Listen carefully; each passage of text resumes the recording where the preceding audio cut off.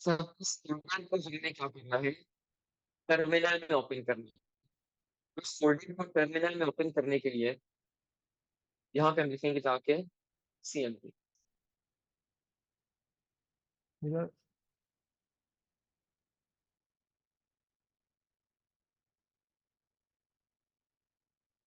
तो काशा भाई अभी भी आपकी आवाज है ना, क्लियर नहीं आ रही है। चैट भी यही कह रहे हैं। सेकंड सभी फिर एक काम करता हूँ, ये रिमूव भी कर देता हूँ।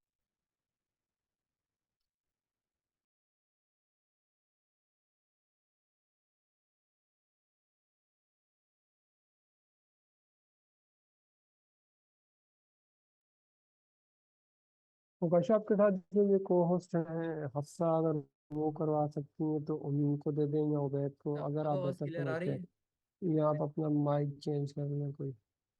अब आवाज क्लियर है? जी ये बिल्कुल क्लियर थे, अभी लास्ट में जो आपने पूछा। अच्छा, अब मैंने ना जी अब हैंड क्लियर है। एयरबड्स रिमूव कर दिए हैं। हाँ, अब क्लियर है ना? अब बता दें।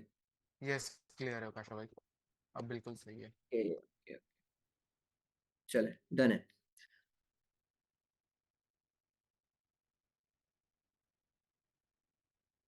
ओके। अच्छा, तो मैं कह रहा था एक बार दोबारा से रिपीट कर लेते हैं चीजों को, सब कुछ रिमूव करते हैं। देखिए, हम जब भी टाइप स्क्रिप्ट की बात करते हैं, टाइप स्क्रिप्ट के किसी भी प्रोजेक्ट की बात करते हैं, सबसे पहले हमने बनाना होता है एक फोल्डर। हम यहाँ पे जाए न्यू, फोल्डर का कोई भी नाम रखना होता है, तो मैं कह रहा हूँ करेंसी कन्वर्टर, ये मेरे फोल्डर का नाम है। अब इस फोल्डर को ओपन करना है। अच्छा, अब इस फोल्डर को हमने VS कोड में ओपन करना है। उससे पहले हमें इसको टर्मिनल में ओपन करना है। तो इस फोल्डर को टर्मिनल में ओपन करने की कमांड है CMD। आपको यहाँ पे टॉप पे एक सर्च बार दिख रहा होगा, यहाँ क्लिक करें। अच्छा, मेरा विंडोज 11 है, किसी का विंडोज 10 होगा, तो सर्च बार हर किसी में सेम होता है। तो आपने यहाँ पे जाना है, ये जो भी टेक्स्ट लगा हुआ है इसको रिमूव करना है, कट करना है। यहाँ पे लिखना है CMD कि इस फोल्डर को टर्मिनल में ओपन करो। अच्छा, मैं साथ साथ चैट भी देख रहा हूँ, तो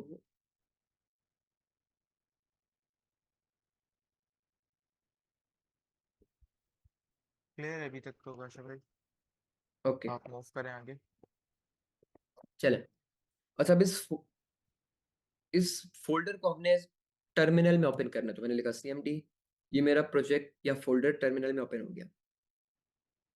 अच्छा, अब इसको मुझे VS कोड में भी ओपन करना है, तो जल्दी से बता दें क्या कमांड है VS कोड में इस प्रोजेक्ट को ओपन करने की, चैट पे बता दें।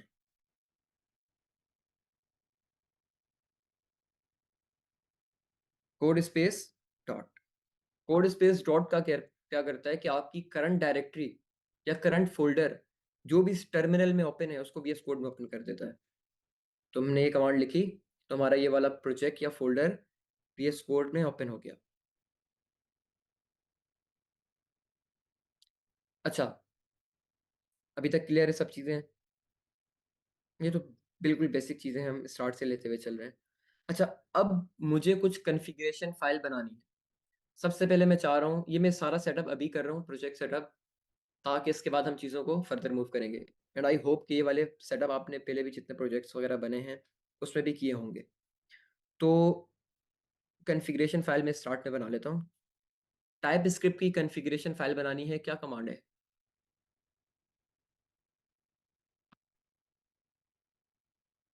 टाइप स्क्रिप्ट की कॉन्फ़िगरेशन फाइल बनानी है, तो क्या कमांड है? TSC minus minus init. Configuration file बन गई। अब हमें बनानी है Node.js की कॉन्फ़िगरेशन फाइल, ये पैकेज की कॉन्फ़िगरेशन फाइल बनानी है। अगर सिंपल कहें तो पैकेज डॉट जेसन की फाइल बनानी है। क्या कमांड है?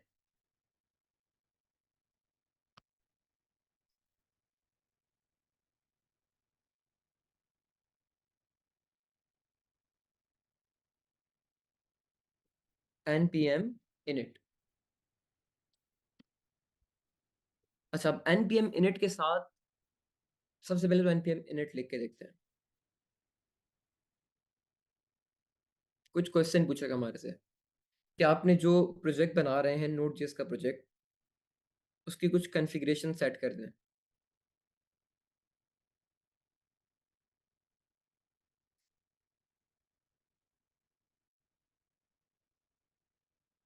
सबसे पहले पूछ रहे हैं पैकेज का नाम। अच्छा, यहाँ पे अभी के लिए हम लोग हर चीज़ को यस यस करते हैं, सिर्फ एंटर प्रेस करें, आप जस्ट एंटर प्रेस करें और कुछ नहीं करें। जो भी सवाल पूछ रहे हैं एंटर प्रेस करते जाएं। वो आपके लिए एक अदद कॉन्फ़िगरेशन फाइल package.json की फाइल बना देगा। वो कह रहा है कि इज दिस ओके? मैंने कहा भाई ओके, डन। यहाँ पे आप देखें आपके पास एक package.json की फाइल बन गई। नहीं काशिफ अब भाई, ये दो ये फाइल्स बहुत लंबा नहीं हो गया कि हम एंटर एंटर एंटर एंटर करे जा रहे हैं? ये थोड़ा अच्छा लंबा लंबा तरीका नहीं गया, हो गया? चलो डिलीट करते हैं इसको, कुछ और शॉर्टकट देखते हैं, डिलीट ठीक करते है, हर जगह शॉर्टकट चाहिए होता है ना हमें, हैं। टाइम हाँ वेस्ट बिल्कुल, नहीं कर सकते हम। बिल्कुल। मैंने फाइल डिलीट कर दी package.json की। अब मुझे इसके सवालों के जवाब नहीं देने। मैं चाह रहा हूँ एक ऐसी कमांड लिखूँ जिससे ये मुझे खुद बना दे। npm init तक तो पहले वाली कमांड मैंने लिखा, npm init आगे स्पेस, आगे मैंने कहा -5। इसका मतलब है कि आप जो भी सवाल पूछ रहे हो सबको यस ही कंसिडर करो। जितने भी आपने मेरे से सवाल पूछे थे उसको सबको यस कंसिडर करके पैकेजेसन की फाइल बना। मैंने कहा ठीक है, ये देखें बगैर कोई सवाल पूछे टाइप स्क्रिप्ट सॉरी package.json की फाइल मेरे लिए बन गई। जो काम पहले पैकेजेसन में था सेम काम यहाँ पे। अच्छा, अब हमने दो फाइल्स अपनी बना ली। अब हमारा मेन काम है कोडिंग करना। क्या मेन काम है? कोडिंग करना। कोडिंग करने के लिए क्या करते हैं हम लोग? एक अदद फाइल क्रिएट करते हैं। और फाइल क्रिएट करने के लिए आप लोग देख लेना, यहाँ पे दो आपको 4 बटन दिख रहे हैं टोटली, जिसमें से एक है न्यू फोल्डर का और एक है न्यू फाइल का। हमने न्यू फाइल क्रिएट करनी है, ना कि फोल्डर। तो आप इस पे क्लिक करेंगे, यहाँ पे आप कुछ भी नाम रख लें। मैंने कहा index.ts। .ts का मतलब मेरी फाइल का नाम, सॉरी .ts का मतलब एक्सटेंशन टाइप स्क्रिप्ट की। इंडेक्स मेरी फाइल का नाम, आगे .ts का मतलब टाइप स्क्रिप्ट की फाइल बनने जा रही है। मैंने कहा बना दो, उसने कहा ठीक है। अच्छा, यहाँ पे कितने ऐसे लोग हैं मुझे एक चीज़ बताएं जिनको पता है कि वेरिएबल में हम क्या स्टोर करते हैं और हमारे पास एरेज क्या होती हैं। ज़्यादा डेप्थ में जाने की ज़रूरत नहीं है, थोड़ा बहुत पता हो कि ये चीज़ें क्या होती हैं। कितनों को पता है कि एरे क्या होता है और वेरिएबल क्या होता है? Data, okay. तकरीबन सबको ही पता है कि वेरिएबल क्या होता है। एरे का मोस्ट प्रोबेबली 60-70% लोगों को पता होगा। ओके, अच्छा। अब यहाँ पे जो सबसे समझने वाली चीज़ है वो ये है कि हम वेरिएबल बनाते क्यों हैं। वेरिएबल बनाने का फ़ायदा होता है कि हम अपने डेटा को वेरिएबल के अंदर स्टोर करें। सबसे पहला और बेहतरीन फ़ायदा वेरिएबल बनाने का क्या है कि हम अपने डेटा को वेरिएबल में स्टोर करें। अब यहाँ पे जो टर्म आई ना डेटा, अब सारा गेम उसका है। अब हमने डेटा को समझना है डिफरेंट फॉर्मेट्स के अंदर। ये जो मैंने बात की ना एरे ऑब्जेक्ट, ये कुछ भी नहीं है, ये डेटा है हमारे पास, लेकिन डिफरेंट फॉर्मेट्स के अंदर है। मिसाल के तौर पे मेरे पास अगर इमेज की फाइल बनानी है तो वो भी डेटा है, लेकिन वो एक स्पेसिफिक फाइल फॉर्मेट के अंदर स्टोर है। Dot png, dot jpeg, dot gif। PDF की फाइल बनानी है तो डॉट पीडीएफ के फॉर्मेट के अंदर ही वो स्टोर होगा डेटा। है डेटा ही, लेकिन मल्टीपल फॉर्मेट्स के अंदर मेरा वो डेटा स्टोर हो रहा है।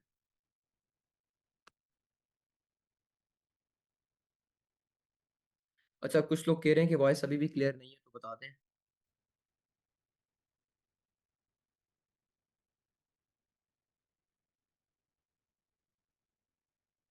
अच्छा उबैद, बता दें वॉइस क्लियर है या नहीं। उकाशा वॉइस क्लियर है, बस कंटिन्यू करें अब कोई ब्रेक नहीं होगा। चले बस ठीक है। अच्छा, अब देखिए हमारे पास डेटा की मुख्तलिफ मैं यहाँ पे टाइप्स लिख रहा हूँ। ये मैंने लिखा अवकाश, डेटा की टाइप। एक और डेटा में लिख रहा हूँ नंबर फॉर्मेट में 20। एक और मैं लिख रहा हूँ फॉल्स। ये हमारे पास सब क्या है? डेटा की टाइप। अवकाशा एक तरह स्ट्रिंग है, इसको हम नंबर कहते हैं। ये जो हमारे पास डेटा की टाइप है इसको हम बुलियन कहते हैं टाइप स्क्रिप्ट की ज़बान में या प्रोग्रामिंग की दुनिया में। बाकी लैंग्वेजेस भी इसको यही कहती हैं। तो एक हमारे पास स्ट्रिंग हो गया, एक नंबर हो गया, एक अदद बुलियन हो गया। अब इस डेटा को अगर मैं एक वेरिएबल बना के स्टोर कर दूं, मैंने लिखा let my name is equal to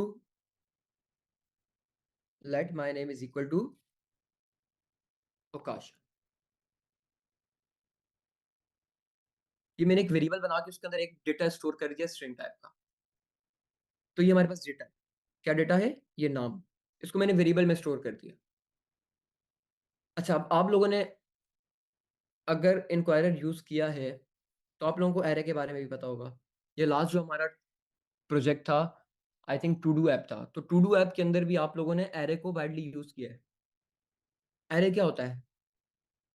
जब भी हमारे पास कोई ऐसा केस आ जाए कि हमें एक ही टाइप का डेटा, मिसाल के तौर पे एक ही तरीके का डेटा, उसको स्टोर करना।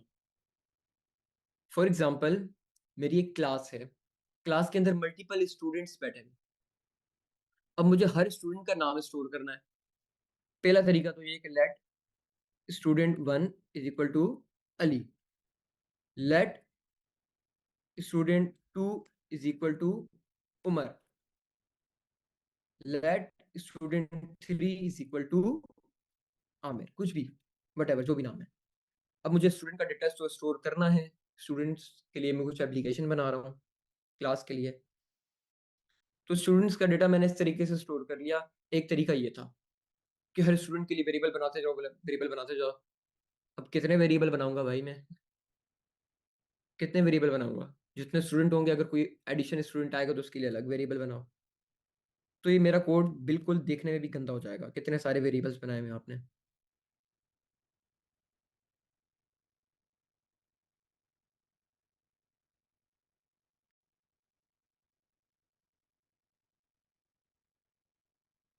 ओके,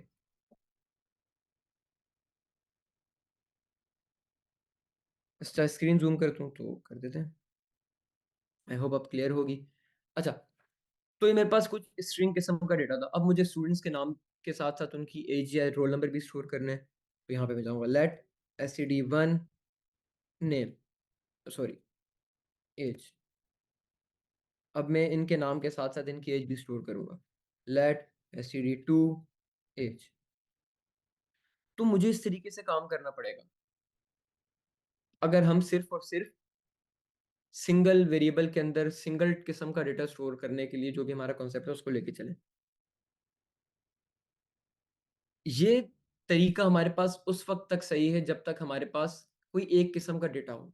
मिसाल के तौर पे पाई की वैल्यू स्टोर करनी है, हमारी एप्लीकेशन में यूज़र का नाम स्टोर करना है, हमारी एप्लीकेशन के अंदर कुछ ऐसा काम करना है जो कि एक से दो बार हो रहा हो। मिसाल के तौर पे एक थीम का कलर स्टोर करना है, थीम के कलर के साथ साथ फॉन्ट साइज स्टोर करना है। तो इस काम के लिए तो हमारे पास इस किस्म के डेटा बेहतरीन है। इस किस्म के डेटा को यूज़ करो और स्टोर कर लो। लेकिन अब मेरे पास, जैसे मैंने बात की कि मुझे मल्टीपल स्टूडेंट्स का नाम स्टोर करना है, उसके लिए मेरे पास सिंपल डेटा वेरिएबल्स में स्टोर करना ये अप्रोच बेहतर नहीं है। तो उसके लिए हम सेकंड डेटा टाइप को देखते हैं कि एक अलग डेटा टाइप है हमारे पास। नंबर, स्ट्रिंग, बुलियन, इनको हमने देख लिया। अब एक अलग डेटा टाइप है जिसको हम कहते हैं एरे। एरे बना के मल्टीपल स्टूडेंट्स का डेटा स्टोर कर लो। अच्छा, अब एरे बनाने के लिए हमें क्या करना पड़ेगा? सबसे पहले लगाने होंगे दो स्क्वायर ब्रैकेट। स्क्वायर ब्रैकेट का मतलब कि अब आपका एरे की बाउंड्री शुरू होगी। अब इन स्क्वायर ब्रैकेट के बीच में आप मल्टीपल स्टूडेंट्स के नाम स्टोर कर सकते हैं।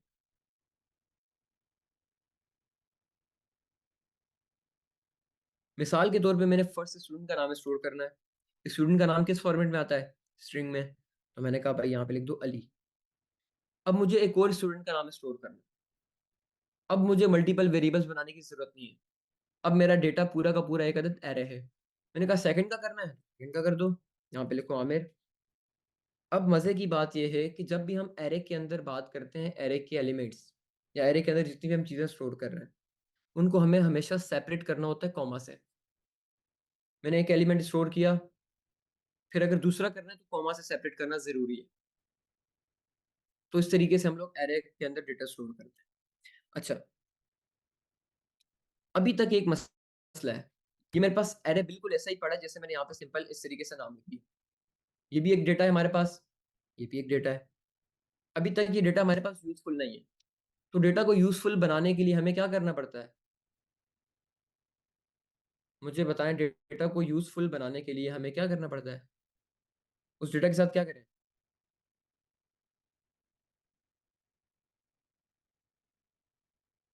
स्टोर कर दें। कहाँ पे? वेरिएबल्स के अंदर।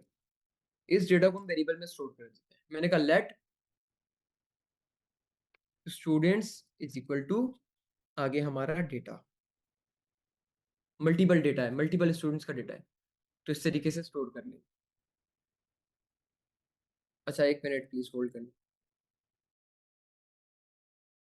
अच्छा उबैद, आप इसको एक बार रिवाइज करवा दो, फिर आगे चलते हैं।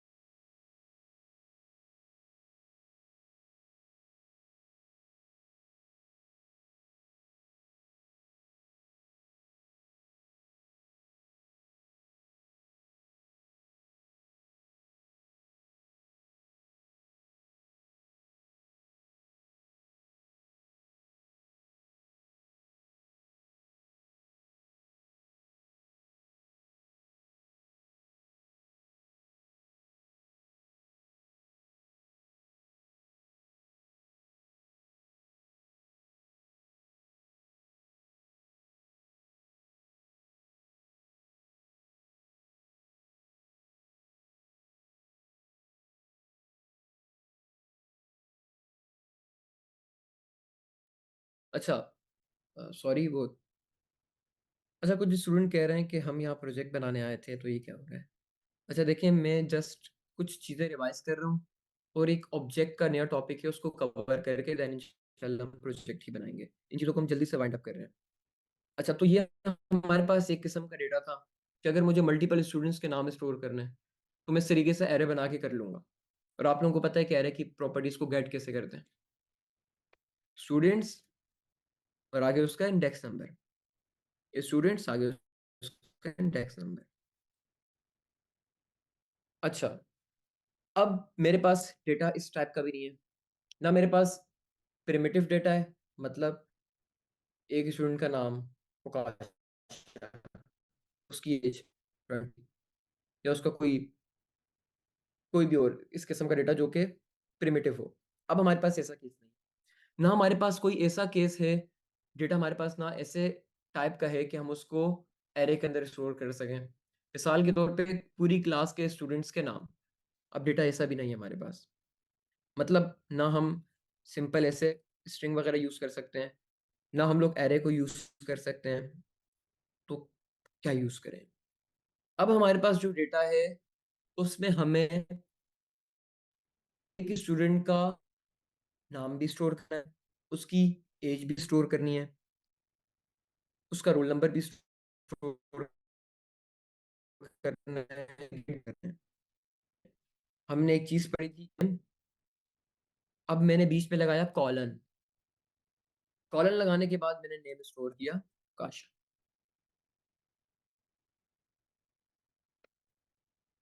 अच्छा, इसको हम कहते हैं ऑब्जेक्ट की एक अदद प्रॉपर्टी।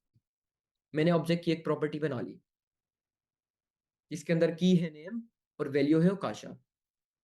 की वैल्यू को सेपरेट करने के लिए बीच में हमने लगा दिया कॉलन। अब मुझे मल्टीपल वैल्यूज स्टोर करनी है या मल्टीपल प्रॉपर्टीज स्टोर करनी है, तो मैंने कहा भाई बीच में लगाओ कॉमा, आगे चलो। क्या स्टोर करना है? मैंने कहा नेम, एज स्टोर करना है। तो यहाँ पे मैंने लिखा एज, कॉलन लगाया, आगे मैंने अपनी एज लिखी। अच्छा, अभी एक एरर आएगा, उसको हम देखते हैं बाद में, अभी के लिए इसको देखें जस्ट।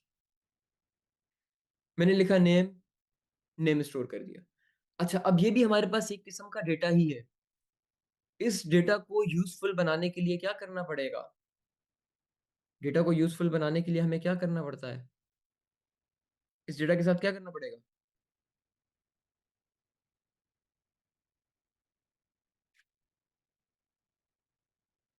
अच्छा, कमेंट्स नहीं आ रहे, मैं कमेंट देख रहा हूँ। कश्यप चैट कमेंट बंद किए थे, कहे तो ऑन कर दूं, क्योंकि वो स्टूडेंट का आ रहा था कि बहुत ज्यादा चैट शुरू हो गई थी कि कोड समझ नहीं चलें, आ ठीक रहा, है, नो इतनी प्रॉब्लम, चैटिंग हो रही है। चलें, कोई नहीं। ठीक है। इस किस्म तो के आप जब डेटा को कहेंगे ना, मैं स्टोर ऑन करने, करके फिर कमेंट्स ले लेंगे। चलें अभी ले लें, 1 मिनट, एक सवाल है। क्वेश्चन ये है कि ये भी हमारे पास एक किस्म का डेटा है। इस डेटा को स्टोर करने के लिए हमें क्या करना पड़ेगा? जो मैंने पहले बात कही थी, सेम वही है, जस्ट एक बार बता दें।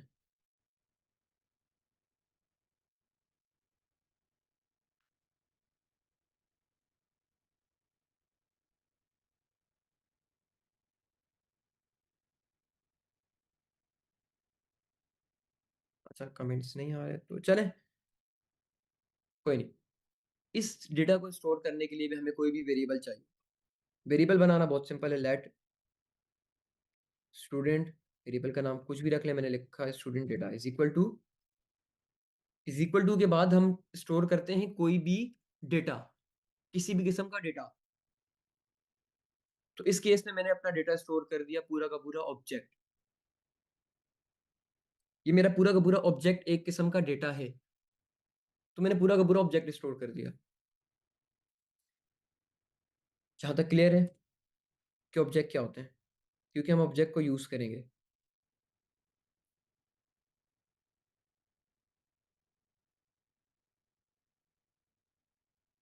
अच्छा, कमेंट ऑन ओपन हो गए तो आप लोग जल्दी से बता दें। ओके, ऑब्जेक्ट बनाया हमने, ऑब्जेक्ट को डेटा के अंदर, वेरिएबल के अंदर स्टोर करिए ताकि ऑब्जेक्ट हमारे पास यूज हो सके। अब मुझे इस ऑब्जेक्ट के अंदर नेम नाम की प्रॉपर्टी को एक्सेस करना है, यहाँ पे मुझे यूज करना है, कंसोल के अंदर यूज करना है। तो क्या करूंगा?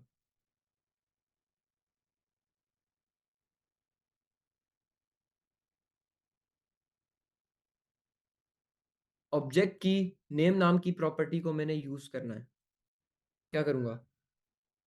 सबसे पहले तो ऑब्जेक्ट का नाम लिखते हैं।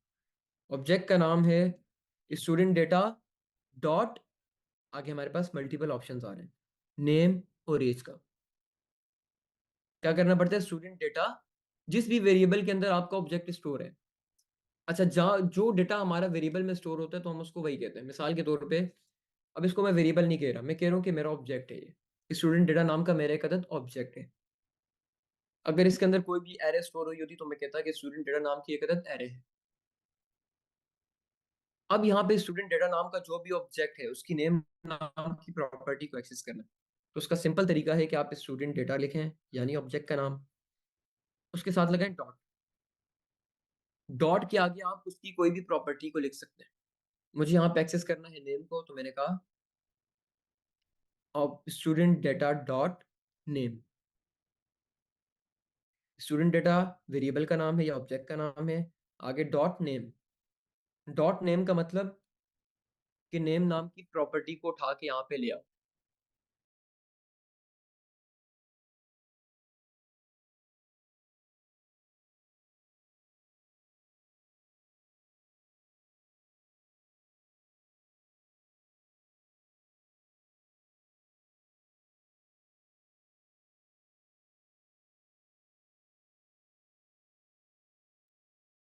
अच्छा, ये तरीका था हमारे पास ऑब्जेक्ट की प्रॉपर्टी को एक्सेस करने का। अब आसान हो गया ना, एक ही वेरिएबल बनाया, उसमें मल्टीपल डेटा स्टोर कर दिया। मिसाल के तौर पे आगे चल के मुझे रोल नंबर भी स्टोर करना है, तो मैंने लिखा रोल नंबर, कॉलन लगाया, आगे मैंने लिखा ABC 1234, ये मेरा रोल नंबर है, इसको भी स्टोर कर दिया। अब कुछ और आगे चल के एड्रेस स्टोर करना है, तो मैंने लगाया कॉमा, आगे चल के मैंने लिखा यहाँ पे न्यू प्रॉपर्टीज ऐड कर रहा हूँ मैंने लिखा कराची। तो इस तरीके से मैं अपने ऑब्जेक्ट के अंदर मल्टीपल प्रॉपर्टीज ऐड कर सकता हूँ। और उसको एक्सेस करने के लिए ऑब्जेक्ट का नाम, आगे डॉट, आगे प्रॉपर्टी का नाम। इस तरीके से मैं प्रोजेक्ट ऑब्जेक्ट की प्रॉपर्टीज को एक्सेस कर सकता हूँ। तो इसको एक बार कंसोल करके देख लेते हैं। सबसे पहला काम है हमारा इस फाइल को जावास्क्रिप्ट के अंदर कन्वर्ट करना। तो उसकी कमांड है tsc, आगे फाइल का नाम index.ts। जावास्क्रिप्ट की फाइल मेरी बन गई। अब इस जावास्क्रिप्ट की फाइल को चलाना है। कमांड है node index.js। ये देखिए ऑब्जेक्ट की प्रॉपर्टी मेरे पास यहाँ पे एक्सेसिबल हो गई और कंसोल में प्रिंट हो गई। तो इस तरीके से हम ऑब्जेक्ट की प्रॉपर्टीज को एक्सेस करते हैं।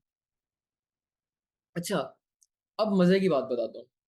वो ये है कि ऑब्जेक्ट की प्रॉपर्टी को एक्सेस करने का हमारे पास एक और भी तरीका होता है। ऑब्जेक्ट की प्रॉपर्टी को एक्सेस करने का हमारे पास एक और तरीका होता है। एक तो मैंने लिखा स्टूडेंट डेटा डॉट नेम, वो तरीका मुझे कौन बताएगा? ऑब्जेक्ट की प्रॉपर्टी को एक्सेस करना है लेकिन डॉट वाली नोटेशन के बगैर करना है।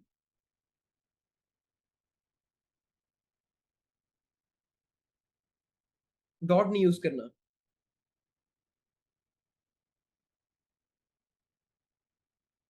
बिल्कुल, काफी स्टूडेंट कह रहे हैं कि स्क्वायर स्क्वायर ब्रैकेट लगा दो। चेक कर लेते हैं। मैंने लिखा स्टूडेंट डेटा। अब स्टूडेंट्स काफी सारे ये कह रहे हैं कि यहाँ पे स्क्वायर ब्रैकेट लगा दो। लगा दो। स्क्वायर ब्रैकेट लगाने के बाद अब यहाँ पे मुझे एक अदद स्ट्रिंग ऐड करना होगा अपनी प्रॉपर्टी का नाम। ये देखें यहाँ पे मैंने लगाया स्क्वायर ब्रैकेट और मैंने लगाया डबल या सिंगल कोट। मल्टीपल ऑप्शंस आ गए। वो कह रहे हैं नेम को एक्सेस करना है, एड्रेस को करना है, एज को करना है, रोल नंबर होगा। मैंने कहा भाई नेम को एक्सेस करना है मुझे। तो इस तरीके से हम एक दूसरे तरीके से ऑब्जेक्ट की प्रॉपर्टी को एक्सेस कर सकते हैं। दो तरीके हैं ऑब्जेक्ट की प्रॉपर्टी को एक्सेस करने के। पहला तरीका है डॉट नोटेशन के साथ। मैंने लिखा dot student data dot name.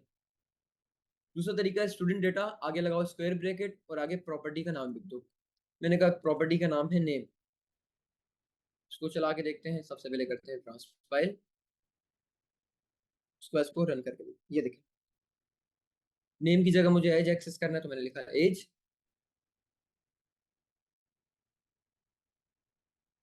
As भी इस तरीके से एक्सेसिबल हो गई। अब मेरा यहाँ पे एक सवाल है। अच्छा, ये चीजें मैं जो बता रहा हूँ ये प्रोजेक्ट के अंदर यूज होंगी आगे चल के। अभी जो हम प्रोजेक्ट बनाएंगे ये वाला तरीका हम क्यों यूज कर रहे हैं? जब हमारे पास डॉट की नोटेशन के साथ ऑब्जेक्ट की प्रॉपर्टी एक्सेस करने का एक तरीका मौजूद है, तो ये वाला तरीका यूज करने का क्या फायदा है? डॉट लगा के कर दें। डॉट वाली आसान है ना, डॉट लगाएं वो आपको बता देगा। अच्छा, यहाँ पे किसी ने कहा है कि डायनेमिक वैल्यू को अगर करना हो, ये क्या बात कर दी किसी ने? ये किसी ने क्या बात कर दी कि डायनेमिक वैल्यू को स्टोर करना, एक्सेस करना? मिसाल के तौर पे हमें किसी भी ऑब्जेक्ट की डायनेमिक प्रॉपर्टी को एक्सेस करना है अगर, तो डायनेमिक से मुराद मेरे पास एक अदद ये वेरिएबल है let property is equal to name. अब मुझे इस वेरिएबल की मदद से ऑब्जेक्ट की प्रॉपर्टी को एक्सेस करना है। अब मुझे वेरिएबल का नाम, अब इसको ऐसे समझें, मिसाल के तौर पे ये प्रॉपर्टी का नाम मुझे यूजर इनपुट बॉक्स में देगा कि भाई मुझे नेम को एक्सेस करना है या मुझे एज को एक्सेस करना है। ये वाला वेरिएबल प्रॉपर्टी का नाम मुझे यूजर इनपुट बॉक्स में देगा।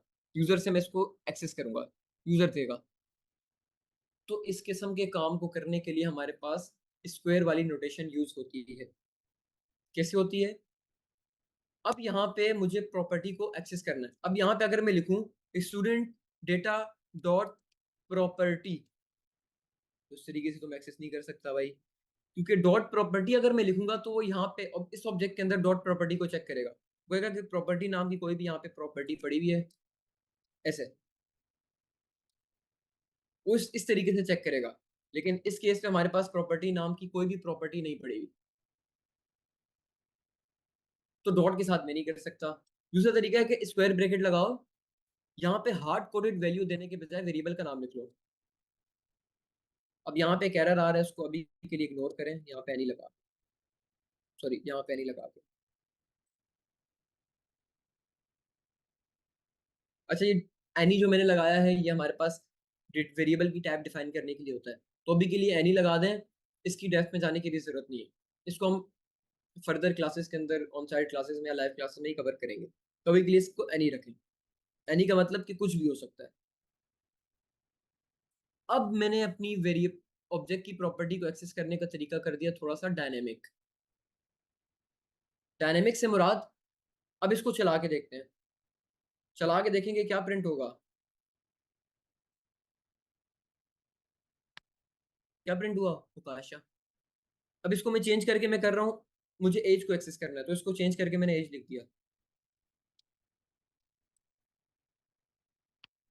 तो एज प्रिंट हो गई। इसी तरीके से डायनेमिकली अब मैं ऑब्जेक्ट की प्रॉपर्टी को एक्सेस कर सकता हूँ। जरूरी नहीं है कि ये वैल्यू यहाँ पे हार्ड कोडेड हो, ये वैल्यू यूजर मुझे इनपुट बॉक्स में भी दे सकता है कि मुझे एज को एक्सेस करना है, नेम को करना है, रोल नंबर करना है, एड्रेस करना है। तो इस काम के लिए हम लोग डॉट वाली नोटेशन के बजाय स्क्वायर वाली नोटेशन को यूज करते हैं ऑब्जेक्ट की प्रॉपर्टी को एक्सेस करने के लिए। यहां तक क्लियर है तो बताएं, फिर हम आगे अपने प्रोजेक्ट की तरफ चलते हैं।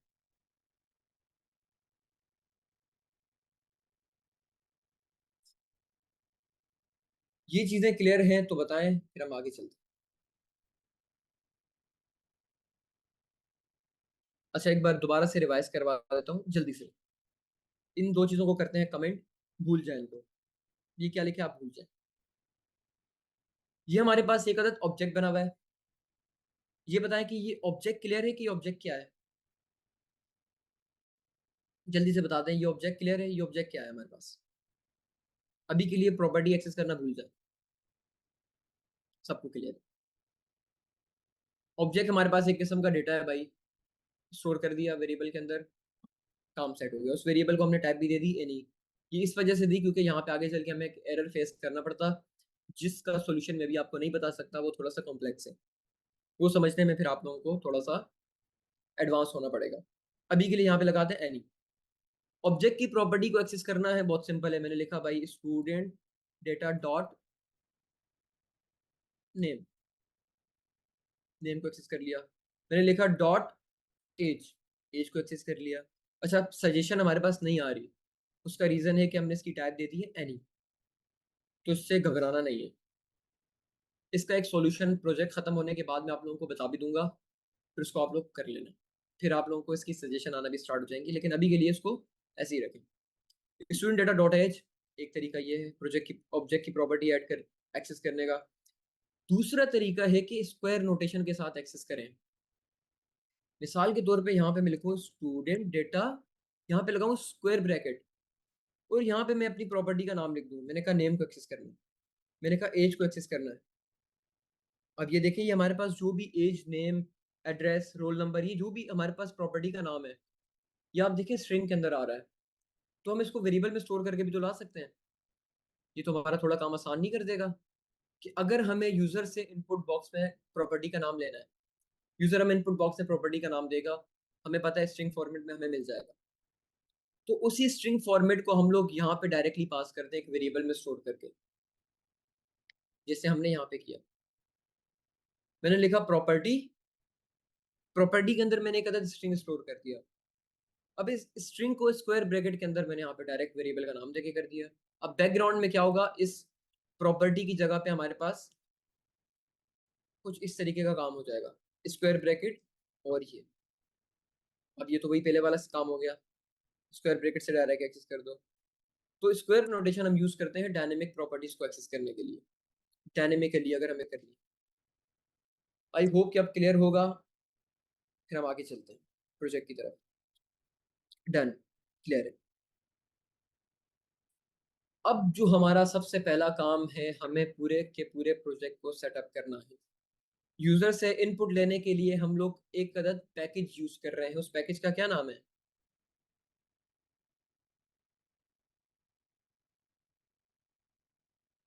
पैकेज का नाम है इंक्वायरर। अच्छा, अब इंक्वायरर को इंस्टॉल करने की कमांड क्या है हमारे पास? आप लोग अपने प्रोजेक्ट के अंदर आए, टर्मिनल में।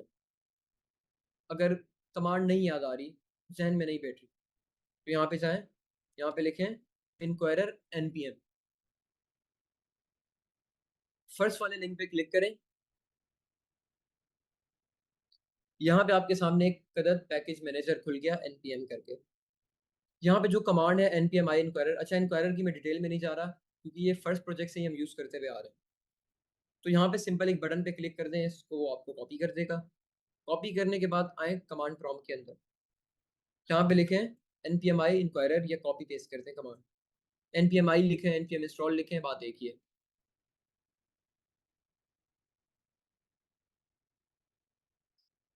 अच्छा अब यहाँ पे देखना हमारे प्रोजेक्ट के अंदर एक नया चीज ऐड होगी, एक नहीं दो चीजें ऐड होंगी। वो कह रहे हैं कि फाउंड 0 वल्नरेबिलिटीज एडिट इतने पैकेज, उसने हमारे पास पैकेज ऐड कर दिया। अगर कोई एरर होता तो यहाँ पे एरर दिख जाता। अच्छा जी, अब हमारे पास कुछ एक्स्ट्रा चीजें हमारे प्रोजेक्ट के अंदर ऐड हुई हैं। एक है पैकेज लॉग डॉट जेसन, इसको अभी इग्नोर करें, इसको भूल जाए। अभी के लिए देखें नोड मॉड्यूल क्या है। इंक्वायरर जो हमने पैकेज इंस्टॉल किया है, ये हमारे पास एक बना बनाया कोड है, बना बनाया फंक्शन है, ऐसा समझें। इस फंक्शन को हमने जस्ट यूज करना है। तो जो फंक्शन का कोड है वो सारा हमारे नोड मॉड्यूल के फोल्डर के अंदर आ जाता है। अब इंक्वायरर बैकग्राउंड में पता नहीं क्या क्या यूज कर रहा है, कितने फंक्शन बने हुए हैं, कितना सारा कोड हुआ हुआ है, वो सारा का सारा कोड हमारे पास इंस्टॉल हो गया नोड मॉड्यूल के फोल्डर के अंदर। तो ये हमारे पास पैकेज इंस्टॉल करने के बाद नोड मॉड्यूल का फोल्डर भी खुद से आ जाएगा। अच्छा जी, नोड मॉड्यूल का फोल्डर भी आ गया, मतलब हमारे पास इंक्वायरर का पैकेज इंस्टॉल हो गया। अब इंक्वायरर को मुझे यहाँ पे करना है इंपोर्ट। अपनी फाइल के अंदर इंक्वायरर को मैंने एक्टिव करना है, तो उसके लिए हमारे क्या करना पड़ेगा, सबसे पहले लिखना है इंपोर्ट। अच्छा मैं ये अज्यूम करके चल रहा हूँ कि इंपोर्ट स्टेटमेंट आप लोग ऑलरेडी पढ़ चुके हैं, तो अज्यूम मैं सही कर रहा हूँ या गलत कर रहा हूँ? इंपोर्ट स्टेटमेंट आप लोग ऑलरेडी पढ़ चुके हैं, वरना इसकी डिटेल में जाएंगे तो फिर और कॉन्सेप्ट निकलेंगे। आई होप कि क्लियर होगा इंपोर्ट स्टेटमेंट। डन है, आगे चलते हैं। हमने लिखा इंपोर्ट, उसके बाद हमने लिखा अपना कोई भी नाम, मैंने लिखा इंक्वायरर, फिर मैंने लिखा फ्रॉम, कहाँ से इंपोर्ट करना है, यहाँ पे मैंने अपना पाथ दे दिया। जब भी आप कोई भी पैकेज इंस्टॉल करेंगे तो वो आपको यहाँ पे डायरेक्टली इस तरीके से एक्सेसिबल होगा। मेरे पैकेज का नाम था इंक्वायरर, मैंने लिखा यहाँ पे, वो इंपोर्ट कर दिया। अच्छा जी, एरर आ रहा है, एरर। कितनों को पता है ये एरर क्यों आ रहा है? एक एरर आ रहा है हमारे पास, यहाँ पे देखें रेड कलर की लाइन दिख रही होगी आपको, एक एरर आ रहा है। वो एरर इस वजह से आ रहा है कि टाइप स्क्रिप्ट कह रहा है कि भाई आपने इंक्वायरर पैकेज तो इंस्टॉल कर दिया, लेकिन मुझे टाइप्स भी चाहिए होंगी, क्योंकि मेरे आने का मकसद ही ये था कि मुझे टाइप्स चाहिए, वेरिएबल्स की, डेटा की टाइप चाहिए, हर चीज़ की टाइप चाहिए। तो इंक्वायरर पैकेज तो आपने इंस्टॉल कर दिया भाई, अब इसकी टाइप्स कहाँ है? ये देखिए, आप इसके ऊपर होवर करेंगे वो आपको बता रहा है। वो कह रहा है कि इंक्वायरर बट इट्स वैल्यूज, अच्छा ये तो अलग पैक। वो कह रहे हैं कि डिक्लेरेशन फाइल इसकी मिसिंग है। डिक्लेरेशन फाइल का मतलब होता है कि टाइप्स वाली फाइल, ऐसी फाइल जिसमें आपके पैकेज की सारी टाइप्स डिफाइन हो। अच्छा अब मुझे नहीं पता कि पैकेज की टाइप्स कैसे इंस्टॉल करते हैं, तो यहाँ पे आपको एक अदद कमांड भी दे रहा है। वो कह रहा है कि आप ये ट्राई करो कुछ, उसने हमें कमांड दी है। वो कह रहे हैं कि npm i minus minus save minus dev types inquirer, आप ये ट्राई करो। मैंने कहा चलो कर लेते हैं भाई। दोबारा आए टर्मिनल में, यहाँ पे कमांड को कॉपी पेस्ट करें, एंटर मारें।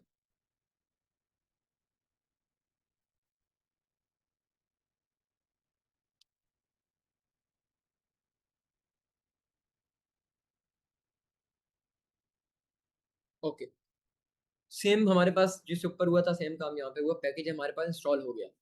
और पैकेज के साथ साथ आप देखें यहाँ पे रेड लाइन भी चली गई, क्योंकि अब टाइप स्क्रिप्ट को हमारी सारी की सारी पैकेज की टाइप्स मिल गई। हमने अभी अभी अभी इंस्टॉल किया, तो हमें मिल गई सारी की सारी। अच्छा अब एक और चीज, ये जो हमने पैकेजेस इंस्टॉल किए हैं, इसका कोड हमारा सारा का सारा जाएगा नोड मॉड्यूल के फोल्डर में।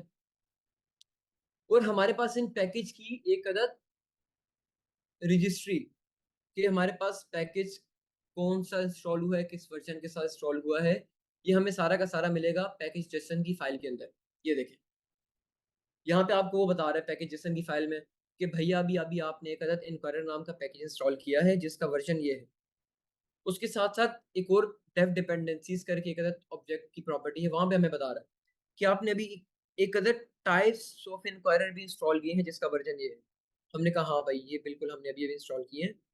तो उसने हमें यहाँ पे उसकी एंट्री करके भी बता दी कि आपके जो भी पैकेज जाएंगे। अच्छा, पैकेज जो हम इंस्टॉल करते हैं होता क्या है, देखें यहाँ पे मैं जो भी कमांड लिखूंगा npm i इंक्वायरर, सबसे पहले हमारे पास पैकेज जेसन के अंदर डिपेंडेंसीज के अंदर आके यहाँ पे एक एंट्री होगी कि फलाना पैकेज आप इंस्टॉल कर रहे हैं, इसका ये वर्जन है। सबसे पहले यहाँ पे एंट्री करेगा। उसके बाद हमारे कोड को कहेगा, पैकेज का जो भी कोड है उसको कहेगा कि हाँ अब आपकी एंट्री हो गई है, अब आप उठ के जाए नोड मॉड्यूल के फोल्डर के अंदर। तो हमारा सारा का सारा कोड नोड मॉड्यूल के फोल्डर के अंदर चला जाए। इस तरीके से आपका पैकेज इंस्टॉल होता है। अच्छा, अब हमने पैकेज को इंपोर्ट कर दिया ऊपर, इंपोर्ट इंक्वायरर फ्रॉम इंक्वायरर। अब हमें एक काम करना है, इंक्वायरर यूज करना है, मतलब यूजर से इनपुट लेना है। तो सबसे पहले यहाँ पे लिखते हैं इंक्वायरर। अब आप लिखेंगे डॉट। अच्छा, एक चीज बताएं मुझे, डॉट करके हम क्या एक्सेस करते हैं, ऑब्जेक्ट की प्रॉपर्टी। तो मतलब इंक्वायरर भी एक अदद ऑब्जेक्ट होगा बैकग्राउंड में, क्योंकि मैंने डॉट लिखा हुआ मुझे बता रहा है कि यहाँ प्रॉम्प्ट भी है, रजिस्टर प्रॉम्प्ट भी है, रिस्टोर डिफॉल्ट प्रॉम्प्ट भी है। तो मैंने कहा भाई मुझे प्रॉम्प्ट इसका एक्सेस करना है, तो उसने कहा कर लो। मैंने लिखा इंक्वायरर डॉट प्रॉम्प्ट। अब प्रॉम्प्ट हमारे पास एक अदद फंक्शन है, इसके अंदर हमें पास करना है एक अदद ऑब्जेक्ट। इंक्वायरर हमारे पास एक अदद फंक्शन है या मेथड है, इसके अंदर हमें पास करना है एक अदद ऑब्जेक्ट। उस ऑब्जेक्ट के अंदर हमें मल्टीपल चीजें देनी है। सबसे पहली चीज, अच्छा ऑब्जेक्ट को मैं पहले बता चुका हूँ, तो ऑब्जेक्ट को मैं दोबारा आपके सामने एक्सप्लेन नहीं कर रहा। ये हमारे पास ऑब्जेक्ट है और कुछ नहीं है। ये मैंने जब भी करली ब्रैकेट लगाए, उसमें मैं जब भी की वैल्यू पेयर में डेटा स्टोर करूंगा वो एक ऑब्जेक्ट होगा। तो फिर चाहे आप इस ऑब्जेक्ट को बाहर किसी वेरिएबल में स्टोर करके यहाँ पे वेरिएबल का नाम यूज कर लें, या डायरेक्ट यहाँ पे ऑब्जेक्ट बना दें। मैंने कहा डायरेक्ट यहीं बनाओ, ज्यादा लंबी नहीं करो। उसने कहा ठीक है। अब इस ऑब्जेक्ट के अंदर मुझे कुछ प्रॉपर्टीज भी पास करनी है जो कि रिक्वायर्ड है। सबसे पहली एक प्रॉपर्टी है जिसको हम कहते हैं नेम, कि आप जो इनपुट बॉक्स ऐड कर रहे हैं उसका नाम क्या रखना है भाई। मैंने कहा उसका नाम रखना है फ्रॉम करेंसी। मैंने यहाँ पे सिंपल लिखा फ्रॉम। उसके बाद मैंने कहा एक अदद मैसेज भी ऐड करेंगे। अब ये मैसेज क्या होता है इसको आगे चल के देखते हैं। मैसेज लिख रहा हूँ कि इंटर फ्रॉम करेंसी। ये मैंने एक अदद मैसेज यूजर को दे दिया। अच्छा, अब इसको चला के देखते हैं। सबसे पहले अभी तक मैंने सिंपल कुछ भी नहीं किया, इंक्वायरर लिखा, उसको डायरेक्ट यहाँ पे इस तरीके से उसके जो भी मेथड थे, प्रॉम्प्ट का मेथड, उसके थ्रू यहाँ पे मैंने इंक्वायरर को लिख दिया। अब एक प्रॉब्लम है यहाँ पे, वो ये कि इंक्वायरर जो भी आउटपुट मुझे रिटर्न करेगा, मिसाल के तौर पे जो भी यूजर का इनपुट मेरे पास आएगा, जो भी यूजर इनपुट बॉक्स के अंदर लिख के मुझे देगा, उसको मैंने कहीं ना कहीं तो स्टोर करना है।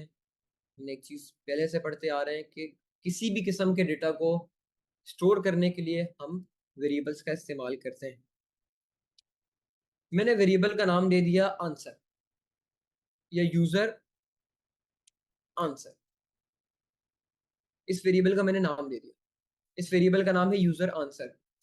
जो भी यहां से चीज आएगी वो वेरिएबल आंसर के अंदर आके स्टोर हो जाएगी। अब इसको चला के देखते हैं एक बार।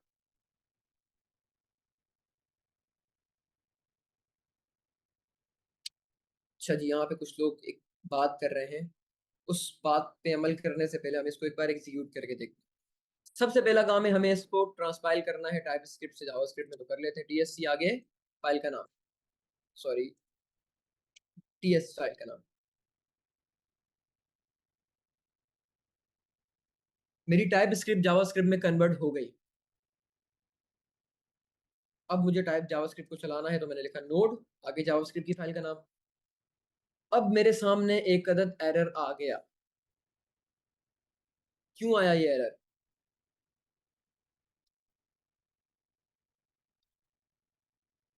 अच्छा, ये एरर अवेट का नहीं है। यहाँ पे मैं लगाता हूँ अवेट। अवेट लगाऊंगा तब मेरे पास एक एरर आ रहा है, लेकिन अगर मैं अवेट हटा दूं तो मेरे पास ये एरर कुछ और आ रहा है। मैं बताता हूँ कि वो एरर क्या आ रहा है आपके पास। ये देखें, सब लोग जो जो इम्प्लीमेंट कर रहे हैं या बाद में करेंगे, इसको देखें, जावास्क्रिप्ट की फाइल को अपनी ओपन करके देखें। जो मैंने कोड टाइप स्क्रिप्ट की फाइल में लिखा था, उसका पूरा का पूरा शक्ल या पूरा का पूरा नक्शा बदल के यहाँ पे आ गया है। अब अगर मैं अपने इस कोड को देखूं और इसको देखूं, तो मैं ये नहीं कहूंगा कि भाई जो मेरा ये कोड था, सेम कोड यहाँ पे जावास्क्रिप्ट की फॉर्म में आके कन्वर्ट हो गया। ऐसा तो मैं नहीं कहूंगा, क्योंकि मुझे ऐसा कुछ दिख भी नहीं रहा। तो ये हुआ क्या? एक चीज अज्यूम करते हैं कि जावास्क्रिप्ट जो मेरी कन्वर्ट हुई है, वो काफी पुराने वर्जन में कन्वर्ट हुई है। मुझे कैसे पता चला? यहाँ पे देखें, वेरिएबल आपका लेट से कन्वर्ट होके वार बन गया है। हमें एक चीज पता है कि वार यूज होता था पुरानी सदियों में, पुराने जमाने में वार यूज होता था। अब तो मॉडर्न जमाना है, लेट यूज होता है। तो मतलब कि हमारा जो जावास्क्रिप्ट का कोड कन्वर्ट हुआ है, वो किसी पुराने वर्जन के अंदर कन्वर्ट हुआ है। तो भाई साहब, ये तो मसला हो गया। तो इस मसले को रिजॉल्व करने के लिए हमारे पास tsconfig की फाइल अवेलेबल है। tsconfig की फाइल ये कहती है कि आप मेरे अंदर कुछ कॉन्फ़िगरेशन सेटअप हैं, उस कॉन्फ़िगरेशन को अपने वर्जन के मुताबिक चेंज करो।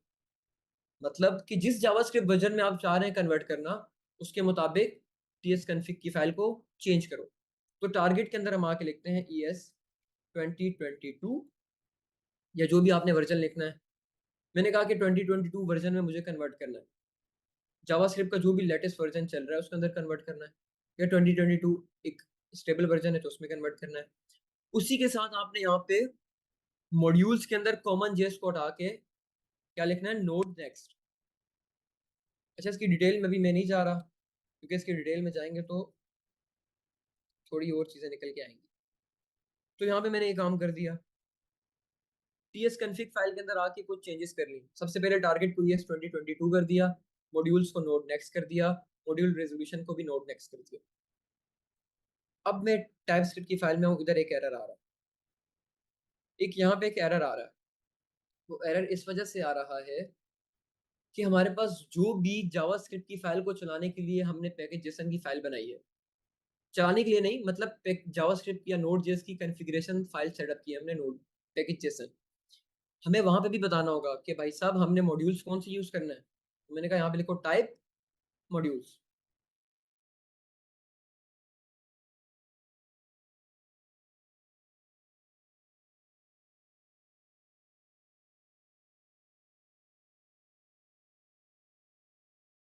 है ना, आपके सारे के सारे एरर्स चले जाएंगे।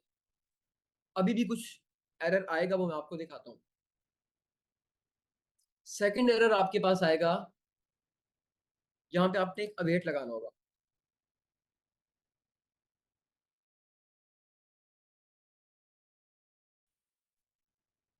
तो इसकी डिटेल में जाने की बिल्कुल जरूरत नहीं है अभी के लिए। बस आप लोग ऐसा समझें कि यूजर हमें जो भी इनपुट देगा, ऐसा तो नहीं है कि हम यूजर से जैसी इनपुट मांगे वो हमें इंस्टेंटली इनपुट दे देगा।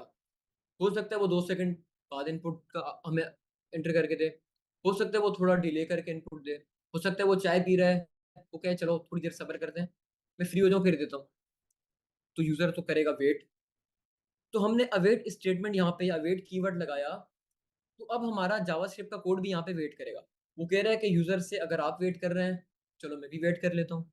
जब तक आप इनपुट नहीं देंगे मैं आगे नहीं जाऊंगा।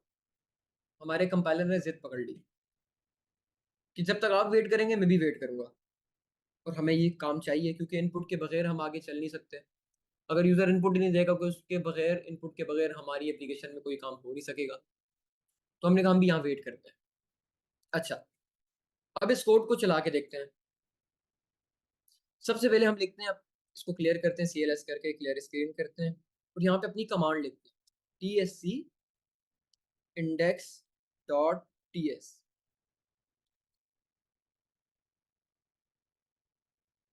मैं कमेंट चेक कर रहा हूँ, कुछ लोग क्या पता कुछ नोटिस कर लें।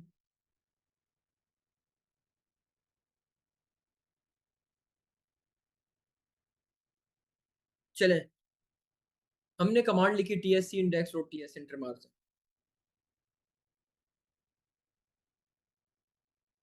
क्या मसला आ रहा है? ये आप लोगों के पास भी एरर आएगा। ये एरर आपके पास इस वजह से आ रहा है कि जब भी आप लिखते हैं TSC, सॉरी, हाँ, जब भी आप लिखते हैं TSC आगे फाइल का नाम, तो टाइप स्क्रिप्ट का कंपाइलर आपकी इस कॉन्फ़िगरेशन फाइल को रीड नहीं करता। ये जो आपकी TS config की फाइल है जिसमें हमने चेंजेस की थी अपने कंपाइलर की, ये देखें यहाँ पे लिखा हुआ है कंपाइलर ऑप्शंस। जब तक हम TSC आगे फाइल का नाम लिखते हैं, हमारा कंपाइलर इस TS config की फाइल को रीड ही नहीं करता। तो मुझे एक बात बताएं, जब तक उस TS config की फाइल को रीड नहीं किया जाएगा, तो जो हमारी डिफॉल्ट कॉन्फ़िगरेशन होती है, जो कि पहले भी हो रही थी, उसकी बेस पे ही हमारा जावास्क्रिप्ट का कोड भी जनरेट हो जाएगा। यकीन नहीं आता तो जाके जावास्क्रिप्ट की फाइल में देख लें। अच्छा एक मिनट, सॉरी, मैंने एंटर नहीं प्रेस किया। हाँ, TSC index dot TS error आया, लेकिन जावास्क्रिप्ट का कोड जनरेट हो गया होगा। ये देखें, ये काम तो वही पुराना वाला हो गया जिसकी पेज पे हमें पता है एरर आएगा ही आएगा। तो जब अगर हमें अपनी कॉन्फ़िगरेशन फाइल को रीडेबल बनाना है कि हमारा कंपाइलर फाइल को रीड करे, तो उसके लिए हमें TSC के आगे फाइल का नाम लिखने की जरूरत नहीं होती। हमें सिंपल लिखना है TSC और एंटर मारना है। आप TSC लिख के एंटर मारेंगे, आपकी फाइल ट्रांसफाइल हो गई जावास्क्रिप्ट में। लेकिन इस बार आपके कंपाइलर ने TS config की फाइल को भी रीड किया, उसकी बेस पे आपकी जावास्क्रिप्ट की फाइल जनरेट की। इसको यकीन नहीं आता तो खोल के देख लें एक बार। ये देखें, आपकी जो जावास्क्रिप्ट की फाइल है उसमें भी तकरीबन सेम कोड है जो आपकी टाइपस्क्रिप्ट की फाइल में था।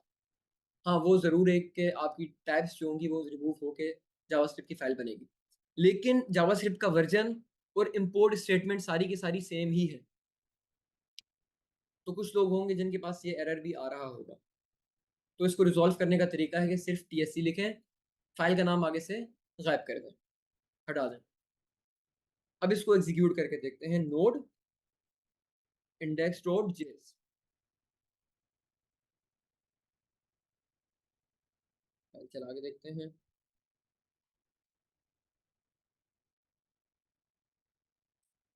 अच्छा पूछ लो।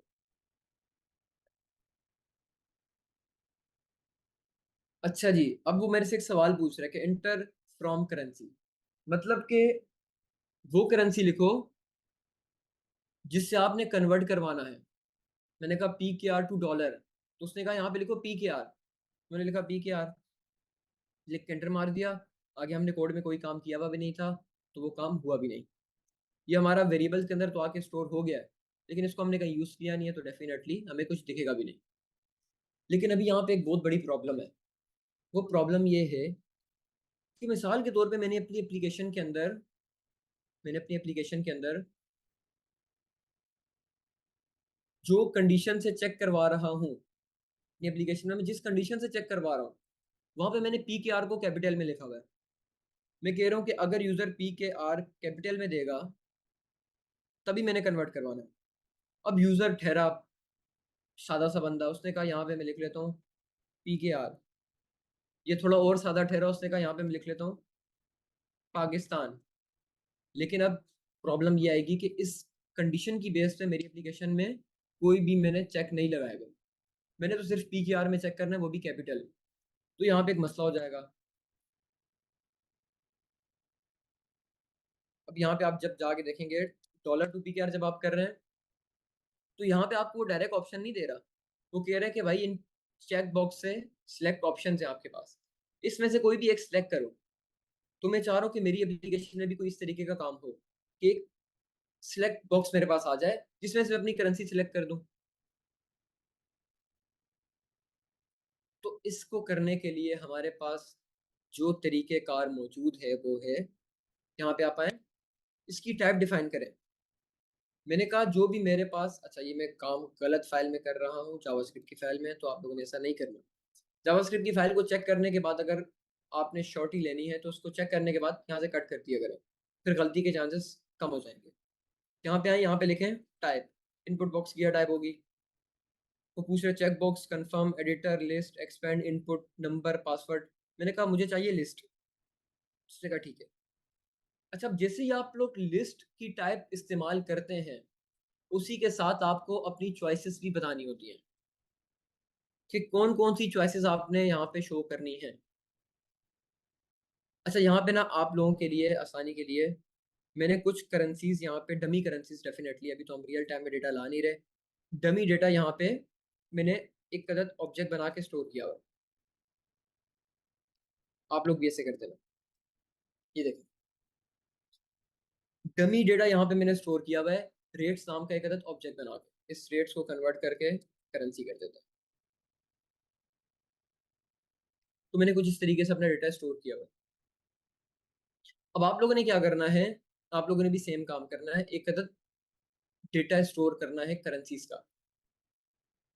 अब यहाँ पे एक समझने वाली चीज है, वो ये है कि यहाँ पे मैंने एक चीज रिमूव की, यहाँ पे लिखा हुआ है बेस करेंसी।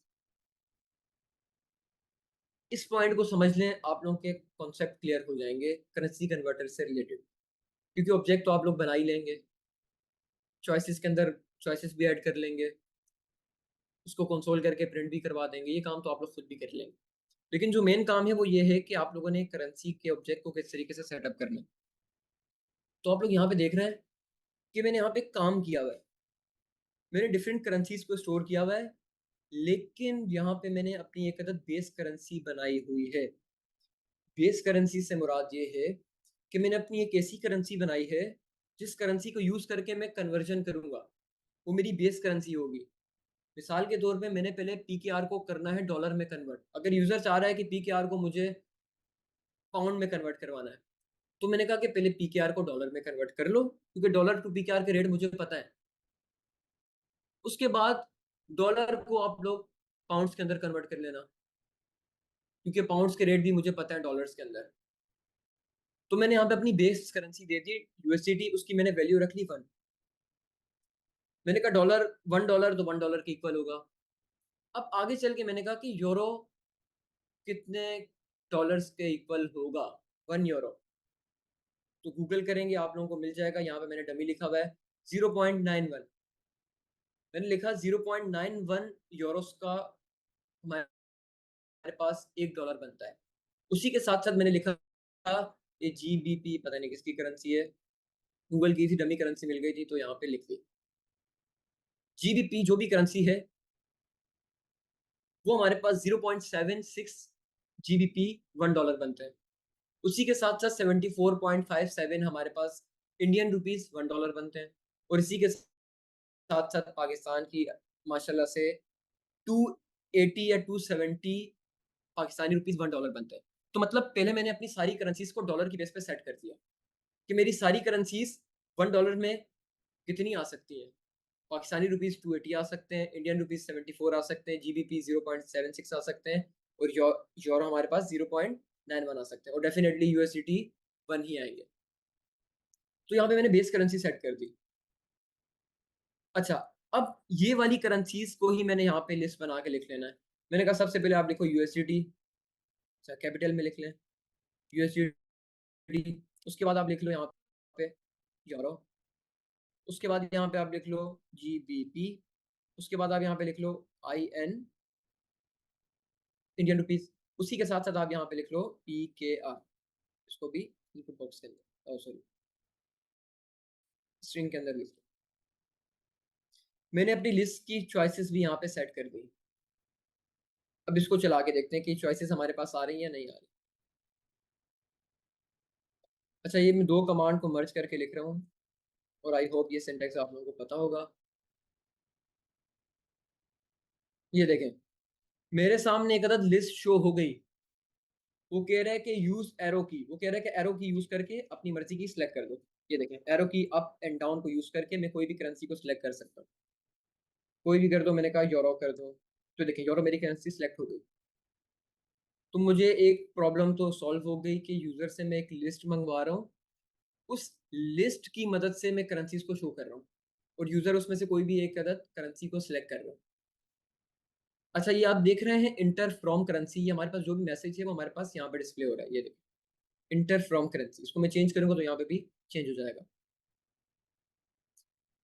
अच्छा जी, अब एक ही इंक्वायरर के फंक्शन के अंदर मल्टीपल यूजर से इनपुट लेने का क्या तरीकेकार होता है?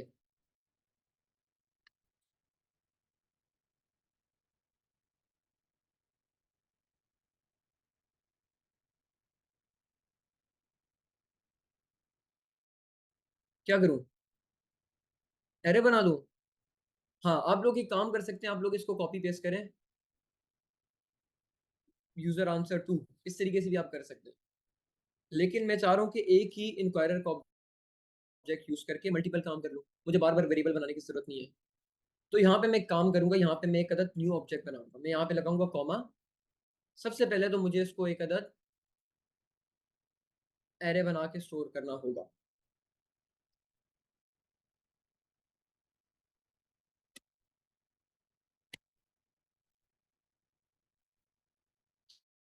यहाँ पे मैंने एक अदद एरे बना दिया। अब इस एरे के अंदर मैं मल्टीपल ऑब्जेक्ट्स को स्टोर करूंगा, जितने इनपुट बॉक्स चाहिए उतने ऑब्जेक्ट बना के स्टोर कर लूंगा। अब यहाँ पे मुझे सेम नाम का एक और भी चाहिए, मैं चाह रहा हूँ कि सेम हो, इसको मैंने किया यहाँ से कॉपी, यहाँ पे मैंने इसको किया पेस्ट। अब इस फ्रॉम को मैं करके कन्वर्ट कर दूंगा टू के अंदर, यहाँ पे मैं लिख लेता हूँ टू, और करेंसी तो डेफिनेटली सेम होंगी, क्योंकि यहाँ से भी एक करेंसी सिलेक्ट होगी, यहाँ से भी एक करेंसी सिलेक्ट होगी। अब तीसरी चीज भी मुझे यूजर से इनपुट लेनी है, वो क्या होगी? यूजर से तीसरी चीज भी लेनी है, बिल्कुल, अमाउंट, कि भाई साहब आपने कितनी अमाउंट को कन्वर्ट करवाना है एक करेंसी से दूसरी करेंसी में। तो सेम काम यहाँ पे भी एक लिखें, नेम, उस नेम के अंदर लिख लें अमाउंट, उसके अंदर आप लिख लें मैसेज, एंटर योर अमाउंट। अच्छा, अब इसकी टाइप ना स्ट्रिंग नहीं होगी, नंबर भी नहीं हो, सॉरी, स्ट्रिंग भी नहीं होगी, लिस्ट भी नहीं होगी, इसकी टाइप होगी हमारे पास नंबर। 3 इनपुट बॉक्स हमने सेटअप कर दिए यहाँ पे। इसको चला के देखते हैं कि तीनों इनपुट बॉक्स हमारे से को पूछ रहा है या नहीं पूछ रहा है। इसको करते हैं क्लियर स्क्रीन, इसको चला के देखते हैं। हाँ भाई, सबसे पहला सवाल तो आ गया, इंटर फ्रॉम करेंसी, मैंने कहा यूएसडीटी, ये देखें। दूसरा सवाल भी पूछ रहा है इंटर टू करेंसी, मैंने कहा पीकेआर। तो पूछ रहा है इंटर योर अमाउंट, मैंने कहा $100 को कन्वर्ट करना है। तो ये तीनों सवालों के जवाब मैंने दिए। ऑब्वियसली उसके बाद हमने प्रोग्राम में आगे कुछ किया नहीं था, तो आगे कुछ प्रिंट भी नहीं हुआ। तो यूजर से हमने 3 इनपुट बॉक्स में की मदद से तीनों इनपुट ले लिए, एक फ्रॉम करेंसी ले लिया, एक टू करेंसी ले लिया, एक नंबर करेंसी ले लिया। हाँ जी। अब सबसे इंपॉर्टेंट बात, हमारे पास ये करेंसी का डेटा सारा का सारा मौजूद है। अब यूजर हमें यूएसडीटी भी दे सकता है, यूरो भी दे सकता है, इंडियन रुपीस भी दे सकता है, जीबीपी भी दे सकता है, बीकेआर भी दे सकता है, उसकी मर्जी, लिस्ट में जो भी दे। तो हम सबसे पहले काम करते हैं कि यूजर हमें जो भी इनपुट बॉक्स में देगा, इनपुट में यूजर हमें जो भी करेंसी देगा, उस करेंसी की एक अदद अमाउंट यहाँ से हम निकाल देते हैं। सबसे पहले हमारा ये टास्क है, और उसको एक वेरिएबल में स्टोर कर देते हैं। मैंने कहा लेट फ्रॉम करेंसी या फ्रॉम अमाउंट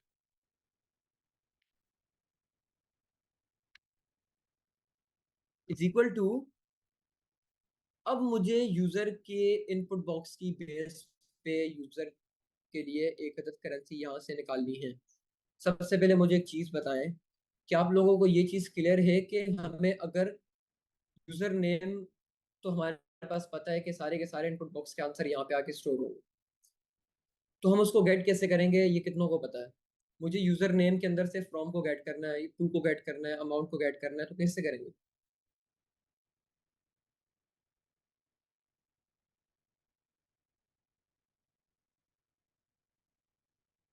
डॉट नोटेशन के साथ। मैं बताता हूँ ये क्यों करेंगे। देखिए, जब भी इंक्वायरर का पैकेज चलता है, ये वाला हमारा का सारा काम एग्जीक्यूट होता है, ये वाला कोड चलता है, तो इंक्वायरर की मदद से इंक्वायरर हमारे लिए अपने जो भी कोड लिखा हुआ है उसकी मदद से यूजर से सवाल पूछता है। जितने भी सवाल की लिस्ट है उतने सारे के सारे सवाल पूछेगा। वो सारे के सारे सवाल पूछने के बाद हमें यूजर आंसर नाम के वेरिएबल के अंदर एक अदद ऑब्जेक्ट ला के स्टोर करवा देगा। वो कहेगा कि आपका ऑब्जेक्ट के अंदर पहली प्रॉपर्टी है फ्रॉम, दूसरी है टू, तीसरी है अमाउंट, और इनके अंदर इसकी वैल्यूज आगे स्टोर हो जाएंगी जो भी यूजर इनपुट करेगा। इसको एक बार कंसोल करके देख लेते हैं। इसको करते हैं कमेंट, इसको चल के देखते हैं। यहाँ पे लिखते हैं एक अदद कंसोल, यहाँ पे लिखते हैं यूजर आंसर कि भैया यूजर ने क्या आंसर किया, उसको कंसोल करके देख लो। इसको चला के देखते हैं। यूजर ने फ्रॉम करेंसी सिलेक्ट की यूएसडीटी, टू करेंसी सिलेक्ट की पीकेआर, अमाउंट अपनी डाली 100। ये देखें, जब मैंने यूजर आंसर्स को प्रिंट किया या कंसोल किया तो मेरे पास एक अदद ऑब्जेक्ट आ गया, ये वाला, जिसकी प्रॉपर्टी में सबसे पहले फ्रॉम है, फिर टू है, फिर अमाउंट है। और अच्छा एक चीज गौर करें कि जो भी वैल्यूज हैं वो वही वैल्यूज हैं जो यूजर ने हमें इनपुट में दी हैं। इसको चेंज करके देखते हैं। फ्रॉम करेंसी को जीबीपी करते हैं, टू को यूरो करते हैं, अमाउंट अपनी 200 डाल देते हैं। ये देखें, जो भी यूजर हमें इनपुट में दे रहा है उसकी बेस से हमारे ऑब्जेक्ट की प्रॉपर्टीज की वैल्यू हर बार अपडेट हो रही है। लेकिन एक चीज गौर करें कि हमारे पास प्रॉपर्टी हर बार सेम ही है। यहाँ पे फ्रॉम है, यहाँ भी फ्रॉम है, यहाँ टू है, यहाँ भी टू है, यहाँ अमाउंट है, यहाँ भी अमाउंट है। तो ये कैसे सेट हो गई? ये जो हमारे पास ऑब्जेक्ट की प्रॉपर्टीज के नेम है या की है, ये हमारे पास सेट हुई हमारे नेम की मदद से। जो भी हम अपने इनपुट बॉक्स के अंदर नेम डिफाइन करते हैं वही हमारे पास ऑब्जेक्ट की प्रॉपर्टी बन जाती है। तो हमारे पास ऑब्जेक्ट के अंदर सारा का सारा काम आ गया। एक चीज हमें पता है कि ऑब्जेक्ट की प्रॉपर्टी को एक्सेस करने के लिए डॉट नोटेशन लगाते हैं, सिंपल बात है। तो अब हमें फ्रॉम अमाउंट को गेट करना है। अगर मैं यहाँ पे लिखूंगा यूजर आंसर डॉट फ्रॉम, क्योंकि यहाँ पे आप लोग देखें कि यूजर आंसर डॉट फ्रॉम करेंगे हमें फ्रॉम वाली करेंसी मिल जाएगी। लेकिन एक प्रॉब्लम है, अभी तो हमें सिर्फ फ्रॉम करेंसी मिली है, लेकिन हमें उसकी अमाउंट भी तो चेक करनी है कि उस करेंसी की यूएसडीटी के अंदर क्या अमाउंट बन रही है। और एक बात मैंने पहले अर्ज की थी कि हमें ऑब्जेक्ट की प्रॉपर्टी को एक्सेस करना है। मिसाल के तौर पे मुझे अपनी करेंसी के अंदर से यूजर के इनपुट वाली चीज को एक्सेस करना है, तो मैं डॉट लगा के तो नहीं कर सकता भाई। डॉट लगा के करूंगा मुझे हार्ड कोडेड देना पड़ेगा, यूरो एक्सेस करना है, इंडियन रुपीस करना है, पीकेआर करना है, यूएसडीटी करना है। तो ऑब्जेक्ट की प्रॉपर्टी को डायनेमिकली एक्सेस करने का क्या तरीका होता है? कौन सी नोटेशन? Square notation. तो मैं यहाँ पे लगाऊंगा स्क्वायर ब्रैकेट। अब स्क्वायर ब्रैकेट में मैंने अपनी प्रॉपर्टी का नाम देना है। अब प्रॉपर्टी का नाम मैं हार्ड कोडेड तो देने से रहा, क्योंकि हार्ड कोडेड देंगे तो पहले वाला ही काम कर लेते डॉट वाला। हमें ऐसा तो करना नहीं है। हमें करना है जो भी user answer dot from, user answer dot from, ये कहते ऑब्जेक्ट आएगा हमारे पास, उस ऑब्जेक्ट की प्रॉपर्टी होगी फ्रॉम। जो भी वैल्यू इस प्रॉपर्टी के अंदर आएगी उसको हमें गेट करना है। तो यहाँ पे मैं लिखूंगा यूजर आंसर डॉट फ्रॉम। अच्छा ये एरर वही वाला एरर है तो इसको भी यानी कर देते हैं, मसला नहीं है। User answer dot from. अब यूजर आंसर डॉट फ्रॉम के अंदर हमें यूजर आंसर फ्रॉम वाला है, इस लिस्ट में से कोई भी एक चॉइस मिलेगी। फर्ज कर लेते हैं यूएसडीटी मिलेगा, तो इस यूजर आंसर डॉट फ्रॉम पूरे की जगह पे हमें क्या मिल जाएगा? यूएसडीटी स्ट्रिंग के अंदर। यस, पूरे की जगह पे हमारे पास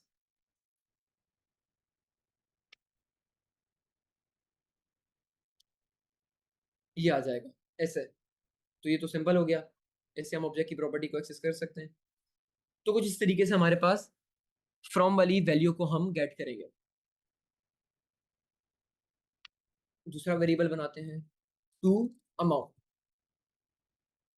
सेम काम करेंगे, currency square bracket user answer dot to.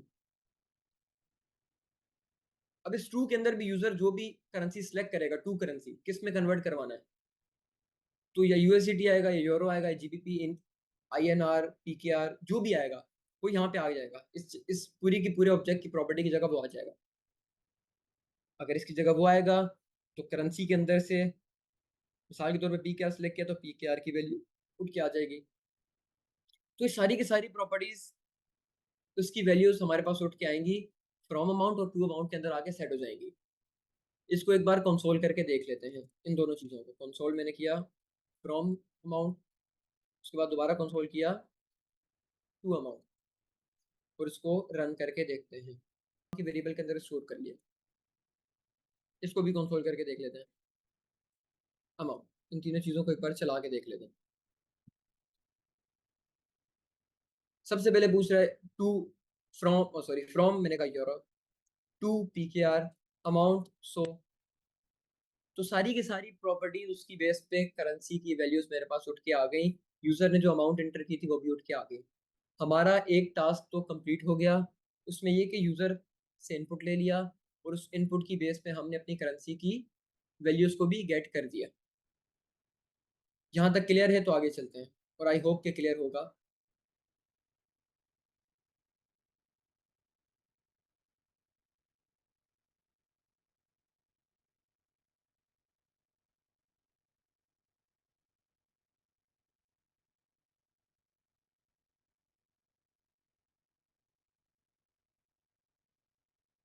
हमारा पहला काम तो हो गया। एक बार रिपीट कर देते हैं इसे, क्योंकि रिपीट के मैसेज आ रहे हैं। उकाशा जी जी उकाशा, टाइम काफी हो गया है। रिपीट में तो वीडियो को ये दोबारा भी देख लेंगे ना, वीडियो चले, अवेलेबल ठीक होगी। है, नो प्रॉब्लम। इस प्रोजेक्ट को कंप्लीट कर लें क्योंकि 12:30 हो चुके हैं ऑलरेडी। चले, ठीक है, ठीक।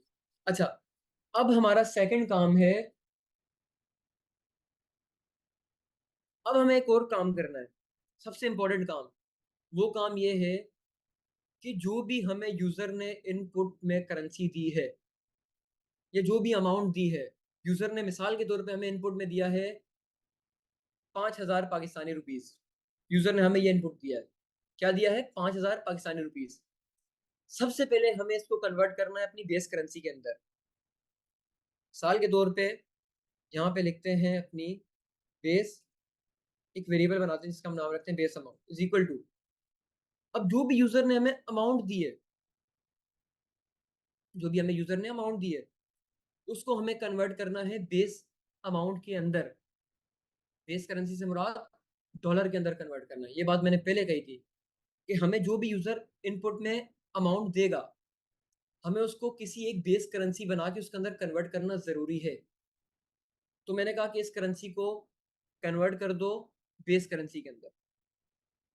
अच्छा, अब यहाँ पे एक चीज गौर करें, गौर करने वाली बात यह है कि जो भी यूजर ने करेंसी ऐड की थी, उसकी बेस करेंसी क्या थी? हर करेंसी की बेस करेंसी हमने रखी है यूएसडीटी। उस करेंसी के अगेंस्ट यूएसडीटी जितने भी बन रहे थे, 1 यूएसडीटी के अंदर जितनी भी वो करेंसी आ रही थी, हम उसकी प्राइस यहाँ पे गेट कर ली थी। 1 यूएसडीटी हमने अपनी बेस करेंसी रखी है। तो 1 यूएसडीटी के अंदर जितनी भी ये करेंसीज आती हैं, अगर पाकिस्तानी रुपीज हैं तो वो 280 आते हैं, तो उसको हमने गेट कर लिया था। अब इसको हमें यूजर की अमाउंट को कन्वर्ट करना है बेस करेंसी के अंदर। कैसे करेंगे? यहाँ पे लिखेंगे amount divided by from amount. From amount से मुराद जो भी यूजर की करेंसी सिलेक्ट की है, जिससे उसे कन्वर्ट करवाना है, उसकी हमें डॉलर हमने कन्वर्ट करके रख लिया है। मिसाल के तौर पे मैंने, अच्छा एक बात बताएं, इसको सिंपलीफाई करते हैं, बहुत सिंपल बनाते हैं। मैंने कन्वर्ट करना है पी के आर टू डॉलर। अब पी के आर टू डॉलर कन्वर्ट करने के लिए मेरे पास पड़े हुए हैं 15,000 पी के आर। मुझे इसको डॉलर में कन्वर्ट करना है, क्या करूंगा? पी के आर को डॉलर में कन्वर्ट करना है, क्या करूंगा?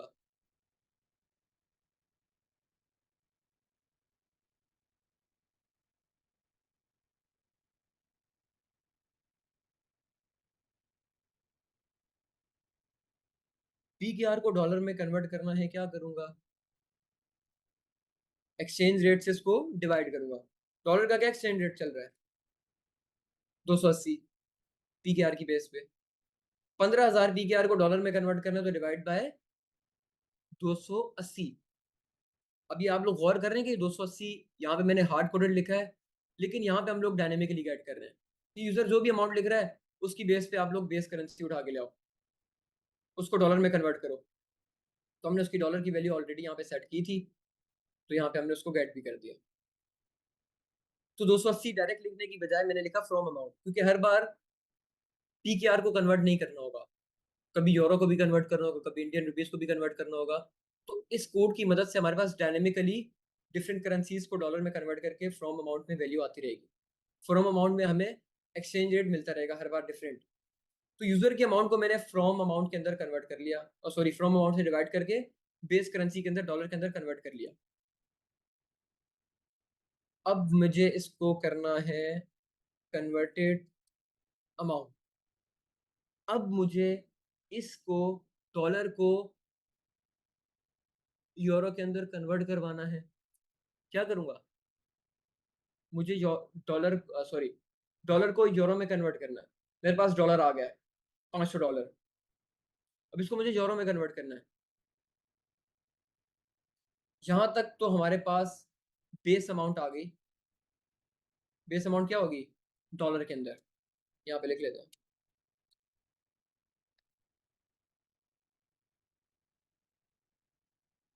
बेस करेंसी में हमने कन्वर्ट कर लिया, और बेस करेंसी में कन्वर्ट करना इसलिए जरूरी था क्योंकि हर बार यूजर डिफरेंट करेंसीज को कन्वर्ट करेगा, तो हमने अपनी एक बेस करेंसी बना दी। सबसे पहले हमने यूजर के अमाउंट को बेस करेंसी में कन्वर्ट कर लिया, उसका एक्सचेंज रेट हमने इसकी मदद से उठा के लिया है। डॉलर हमारे पास आ गया। अब इस डॉलर को हमें यूरो में कन्वर्ट करना है। पी के आर टू डॉलर हमारा, सॉरी पी के आर टू यूरो हमारा टारगेट था। पी के आर टू डॉलर तो हमने कन्वर्ट कर लिया, पी के आर को डॉलर में कन्वर्ट कर दिया। अब इस डॉलर को यूरो में कन्वर्ट करवाना है, तो मैं करूंगा बेस अमाउंट, जो भी मेरे पास बेस अमाउंट आई है। बेस अमाउंट से मुराद कितने डॉलर आए, यहाँ पे मेरे पास मिसाल के तौर पे आ गए, अगर 1500 को करना है या 1000 को करना है तो मेरे पास $4 आ गए। अब इस $4 को मैंने कन्वर्ट करना है यूरो के अंदर, तो मैं इसको मल्टीप्लाई कर दूंगा टू अमाउंट के अंदर। टू अमाउंट भी मेरे पास एक्सचेंज रेट आएगा उस करेंसी का जिसके अंदर मैंने कन्वर्ट करवाना है। Base amount multiply by two amount, तो एक छोटा सा एक फॉर्मूला ही कह लें इसको। अब इसको कंसोल करके देखते हैं कन्वर्टेड अमाउंट को। अच्छा, मुझे एक चीज थोड़ी सी इस चीज का एहसास है कि थोड़ी चीजें कॉम्प्लेक्स हो रही हैं, थोड़ी थोड़ी चीजें। एक तो ये दो चीजें नई आई हैं, ऑब्जेक्ट की वैल्यू गेट करना, और एक ये फार्मूला। अच्छा, ये फार्मूला जो हमारे पास है, ये हमारे पास एक बेसिक सा फार्मूला है कि अगर एक करेंसी से दूसरी करेंसी में कन्वर्ट करना है, एक तो तरीका ये है कि हम हार्ड कोडेड उसके एक्सचेंज रेट से मल्टीप्लाई कर दें। लेकिन अगर हमें उसका एक्सचेंज रेट नहीं पता, या मिसाल के तौर पे हमें यही नहीं पता कि किस करेंसी से किस में कन्वर्ट करना है, तो हम यूजर पे छोड़ लेते हैं, वो जो भी इनपुट देगा। यूजर कोई भी इनपुट दे, हमें उसको पहले एक बेस करेंसी बनानी है, उसमें कन्वर्ट करना है। आप लोग बेस करेंसी पीकेआर को भी बना सकते हैं, बेस करेंसी यूरो को भी बना सकते हैं, आपकी मर्जी है। लेकिन फिर उसकी बेस पे आप लोगों ने इन वैल्यूज को भी सेट करना होगा। यहाँ तक क्लियर है। अब इसको चला के देखते हैं। हमारी एप्लीकेशन ऑलमोस्ट रेडी है। इसको सबसे पहले करते हैं क्लियर। अब इसको चला के देखते हैं। मैंने कहा भाई मुझे कन्वर्ट करना है यूरो से पीकेआर के अंदर, और मुझे 5 यूरो कन्वर्ट करवाना है। तो ये देखें, मेरे पास 5 यूरो इसके अंदर कन्वर्ट होके आ गए। अच्छा, ये पॉइंट के बाद इतने सारे नंबर आ रहे हैं, इसको कंट्रोल करने का एक तरीका है, वो बताता हूँ। अभी के लिए खाली एप्लीकेशन की एक्यूरेसी चेक करें। मैंने कहा मुझे करने हैं इस बार पीकेआर से डॉलर में कन्वर्ट, तो मुझे करने हैं अपने 1000 या 500 पीकेआर को कन्वर्ट करवाना है। ये देखें $1.7, मेरी एप्लीकेशन रेडी हो गई है। एक बार दोबारा चला के देखते हैं। मैंने कहा भाई साहब मुझे करना है यूएसडीटी या यूरो से पीकेआर में कन्वर्ट करना है। मेरे पास पड़े हुए हैं 1000 यूरो, तो कितने बन रहे हैं, 30,000 रुपये बन रहे हैं पाकिस्तानी। तो ये हमारी एप्लीकेशन कंप्लीट। ये जो पॉइंट के बाद इतने सारे नंबर आ रहे हैं, इसको कंट्रोल करने का हमारे पास कुछ तरीके कार मौजूद हैं, लेकिन अभी के लिए उसको इग्नोर करें। आप लोग इसको खुद चेक करना कि पॉइंट के बाद डिजिट को कंट्रोल करने के लिए जावास्क्रिप्ट में क्या करते हैं। अभी के लिए हमारा काम ऑलमोस्ट डन हो गया।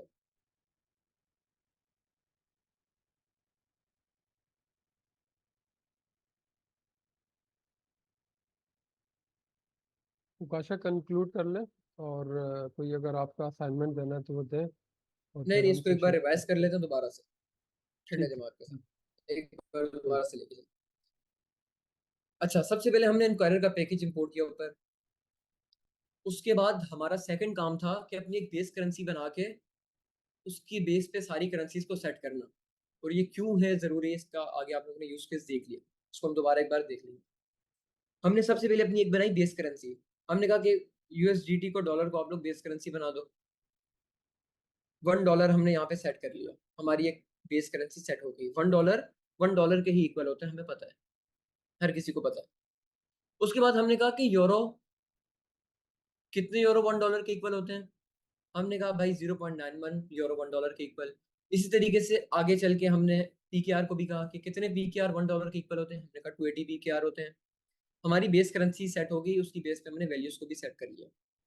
और आप लोगों की मर्जी है, बेस करेंसी पीकेआर को बनाए, इंडियन रुपीस को बनाए, यूरो को बनाए, जिसको बनाए, लेकिन फिर उसी की बेस पे सारी करेंसीज को सेट करना होगा। उसके बाद हमने यूजर से 3 इनपुट ले लिए इस तरीके से। ये वाला काम आप लोग पिछली क्लासेस में बार बार करते रहे हैं।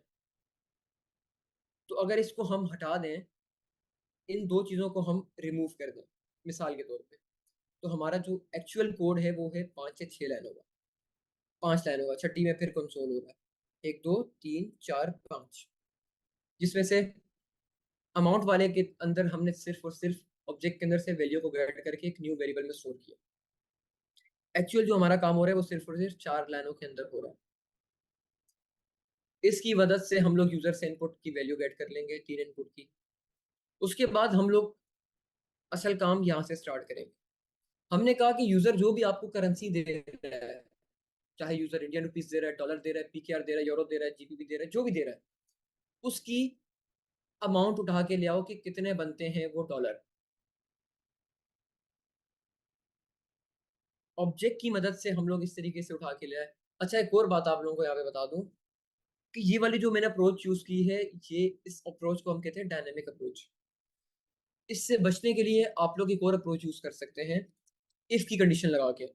If user answer dot from अगर यूएसडीटी के इक्वल है, तो आप लोग फ्रॉम अमाउंट को अपडेट करके इसके अंदर 1 ऐड कर दो।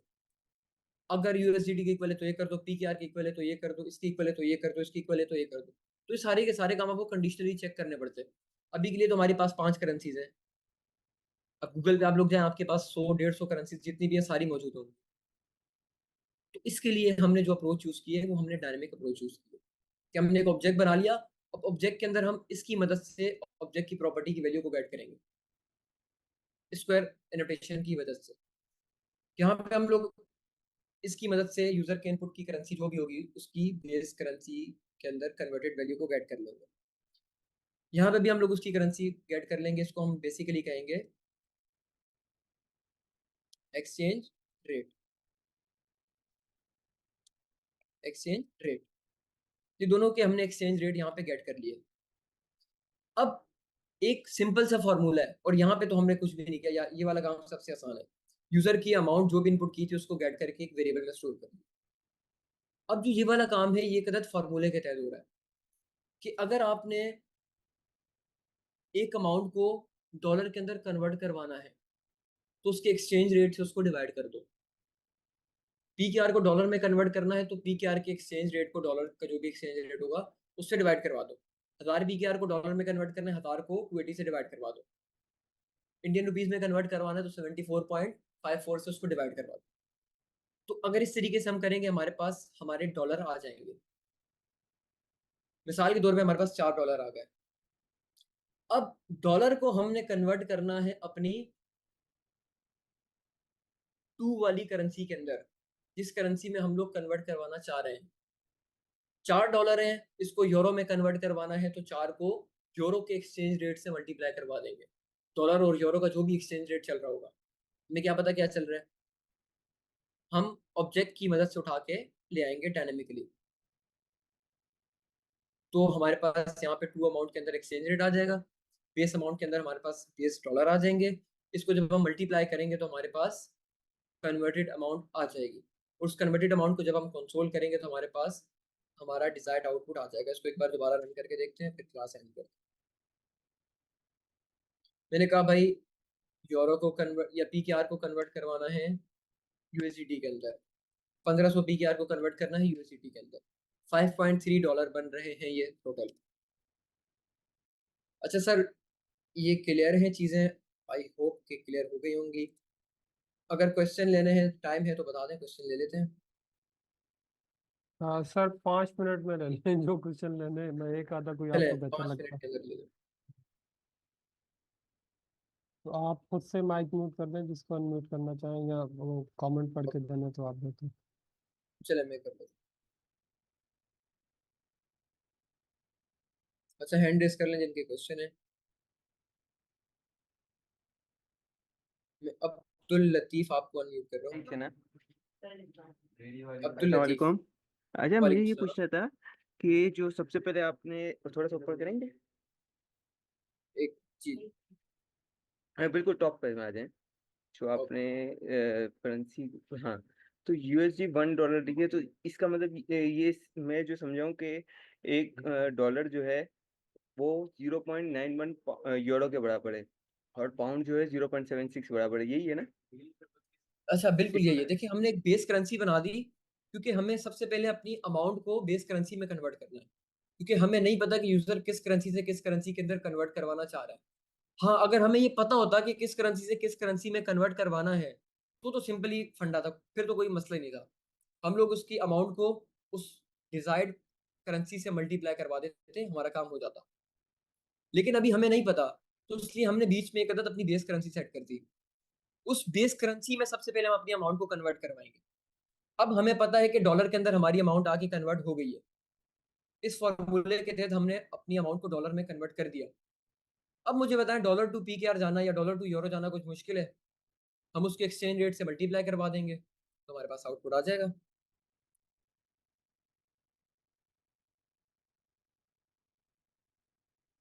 क्लियर है? मैं एक क्वेश्चन और लेता हूँ, 2 क्वेश्चन। अच्छा, मलिहा हारून, मैं आपको अनम्यूट कर रहा हूँ।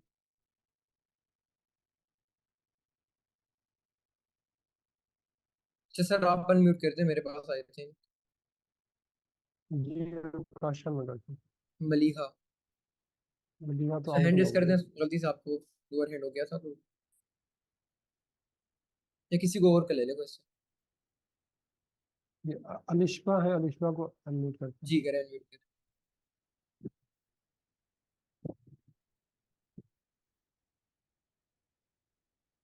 अलिश्बा, ये जवेरिया अनम्यूट है, जवेरिया शेख।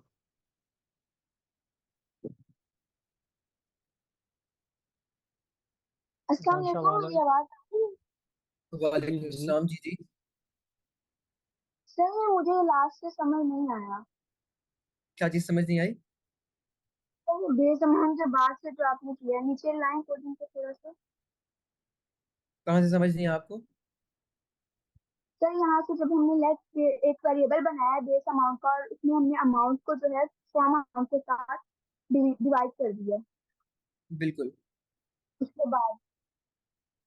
अच्छा ये, अच्छा देखें एक बार इसको मैं फिर रिपीट कर जी लेता जी। हूँ। वैसे आपके पास रिकॉर्डिंग अवेलेबल होगी, इसको आपने 2-3 बार रिकॉर्डिंग को देखना होगा, क्योंकि ये चीज़, ये वाला फॉर्मूला अगर सही से बताऊं तो ये पहले मुझे भी नहीं आ रही थी समझ, जब जिस वक्त मैं ये असाइनमेंट बना रहा था अपने। तो मैंने गूगल पे जाके देख लिया कि एक करेंसी से दूसरी करेंसी में कन्वर्ट करने के लिए क्या ट्रिक यूज होगी। तो ट्रिक हमारे पास कुछ ऐसी है कि अगर हमें नहीं पता कि किस करेंसी से किस करेंसी में कन्वर्ट करना है, तो हम एक काम करते हैं, पहले यूजर की एक अमाउंट को अपनी एक बेस करेंसी बना के उसमें कन्वर्ट करवा लेते हैं। इस केस में हमने यूएसडीटी को सिलेक्ट किया। हमने कहा कि यूजर की जो भी अमाउंट आ रही है, यूजर जितनी भी अमाउंट दे रहा है, 1000 पीकेआर दे रहा है, 1000 यूरो दे रहा है, जो भी दे रहा है, उसको सबसे पहले आप कन्वर्ट करो यूएसडीटी के अंदर। अगर यूजर आपको 1000 पीकेआर दे रहा है, तो उस 1000 पीकेआर को सबसे पहले आप लोग डॉलर के अंदर कन्वर्ट करवाओ। ऐसा ही है। अब जब पीकेआर आपके डॉलर में कन्वर्ट हो गए, तो वो 4, 5, 3 जितने भी बनेंगे, अब हमारे पास डॉलर की अमाउंट आ गई, एक बेस करेंसी में हमारे पास वैल्यू आ गई। अब उस बेस करेंसी की बेस पे हमने जो भी कन्वर्ट करने वाली करेंसी है, यानी जिस करेंसी में कन्वर्ट करवाना है, उसके एक्सचेंज रेट से हम डॉलर को मल्टीप्लाई करवाएंगे, हमारे पास हमारा आउटपुट आ जाएगा। $4 को अगर हम यूरो से मल्टीप्लाई करवाएंगे यूरो के एक्सचेंज रेट से, ये देखें ये एक्सचेंज रेट हमने सेट किए हुए सारे डॉलर की बेस पे। यूरो के अगर हम एक्सचेंज रेट से डॉलर को मल्टीप्लाई करवाएंगे, जितना भी एक्सचेंज रेट बन रहा है उसमें हमारे पास आउटपुट आ जाएगा।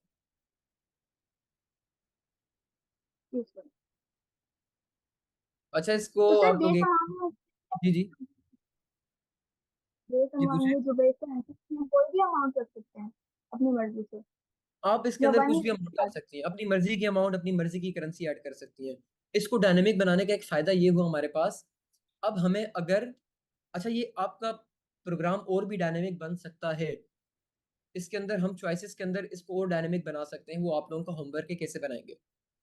इसके अंदर अगर कल को चल के मुझे आगे कोई और करेंसी ऐड करनी है, मिसाल के तौर पे मुझे दिनार ऐड करना है, तो दिनार का एक्सचेंज रेट में डॉलर के अंदर लिख लूंगा जो भी बन रहा है, मिसाल के तौर पे 40 बन रहा है। तो अब मैंने यहाँ पे चेंज किया और यहाँ पे मैं ऑप्शन में भी ऐड कर दूंगा, यहाँ पे भी मैं ऑप्शन में ऐड कर दूंगा, और मुझे अपने किसी भी कोड को छेड़ने की जरूरत नहीं है। सिर्फ मैं ये काम करूंगा और यहाँ पे अपने एक्सचेंज रेट ऐड करता जाऊंगा। मेरी एप्लीकेशन डायनेमिक है। क्यों डायनेमिक है? क्योंकि हम लोग जो भी एक्सचेंज रेट को गेट कर रहे हैं वो हम डायनेमिकली कर रहे हैं। और डायनेमिक ऑब्जेक्ट की प्रॉपर्टी गेट करने का तरीका मैंने स्टार्ट में बताया था, तो ये तरीका है हमारे पास। इसको आप लोग प्रैक्टिस करेंगे, इसके बगैर ये समझ नहीं आएगा।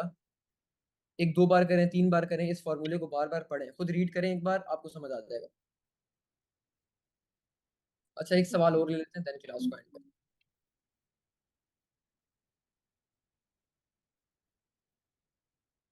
अच्छा सैयद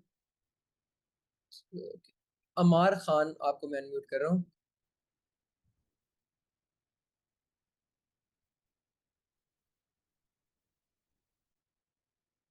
अच्छा अमार को मैं अनम्यूट कर रहा हूँ, खुद म्यूट कर रहे हैं। तो परवेज अहमद, आपको मैं अनम्यूट कर रहा हूँ।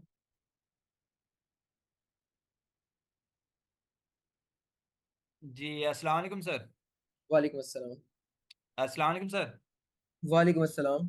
सर सेक्शन तो माशाल्लाह ज़बरदस्त अच्छा गया है। बस ये थोड़ा सा डायनेमिक में कंफ्यूजन है, वो थोड़ा सा गाइड कर लें, क्योंकि ये अगर लेट सपोज हम इफ एल से करते तो इजी होता, लेंदी हो जाता, हाँ बिल्कुल। लेकिन इजी आई थिंक वहां पे रहता, क्योंकि वो अच्छा देखिए, इफ आपको एक एल की चीज सारी बताओ, कंडीशन मैं सारे बताता हूँ। मामला वो ऑलमोस्ट क्लियर हैं। यहाँ पे तो कितनी इस करेंसी हवाले आ से रही मैं है? कहना चाह रहा हूँ, क्या हम इफ एल से करें तो बिल्कुल कर सकते हैं, बिल्कुल कर सकते हैं। फिर कैसे लेकिन होगा? लेकिन लेकिन ये डायनेमिक अप्रोच मैंने इसलिए यूज की है कि मिसाल के तौर पे अभी तो 5 करेंसीज हाँ हैं, 5। कल को चल के 20, 100, 200 सारी करेंसीज आ गई। अब मुझे हर करेंसी की बेस पे कंडीशन लगानी होगी कि अगर यूजर की टू अमाउंट ये है तो इसका एक्सचेंज रेट उठा के लाओ, अगर यूजर की टू अमाउंट ये है तो इसका एक्सचेंज रेट उठा के लाओ।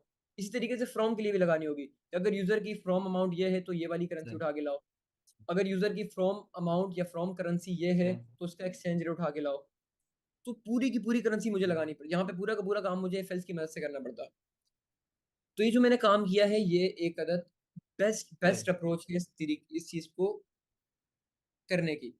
अभी आपका 5 लाइनों के अंदर पूरा का पूरा काम हो गया। हाँ मैं मानता हूँ कि ये वाली जो चीज़ है ये थोड़ी सी ट्रिकी हो सकती है कुछ लोगों के लिए, लेकिन इस चीज़ को आप लोग प्रैक्टिस करें, आप लोगों के लिए क्लियर हो जाएगा।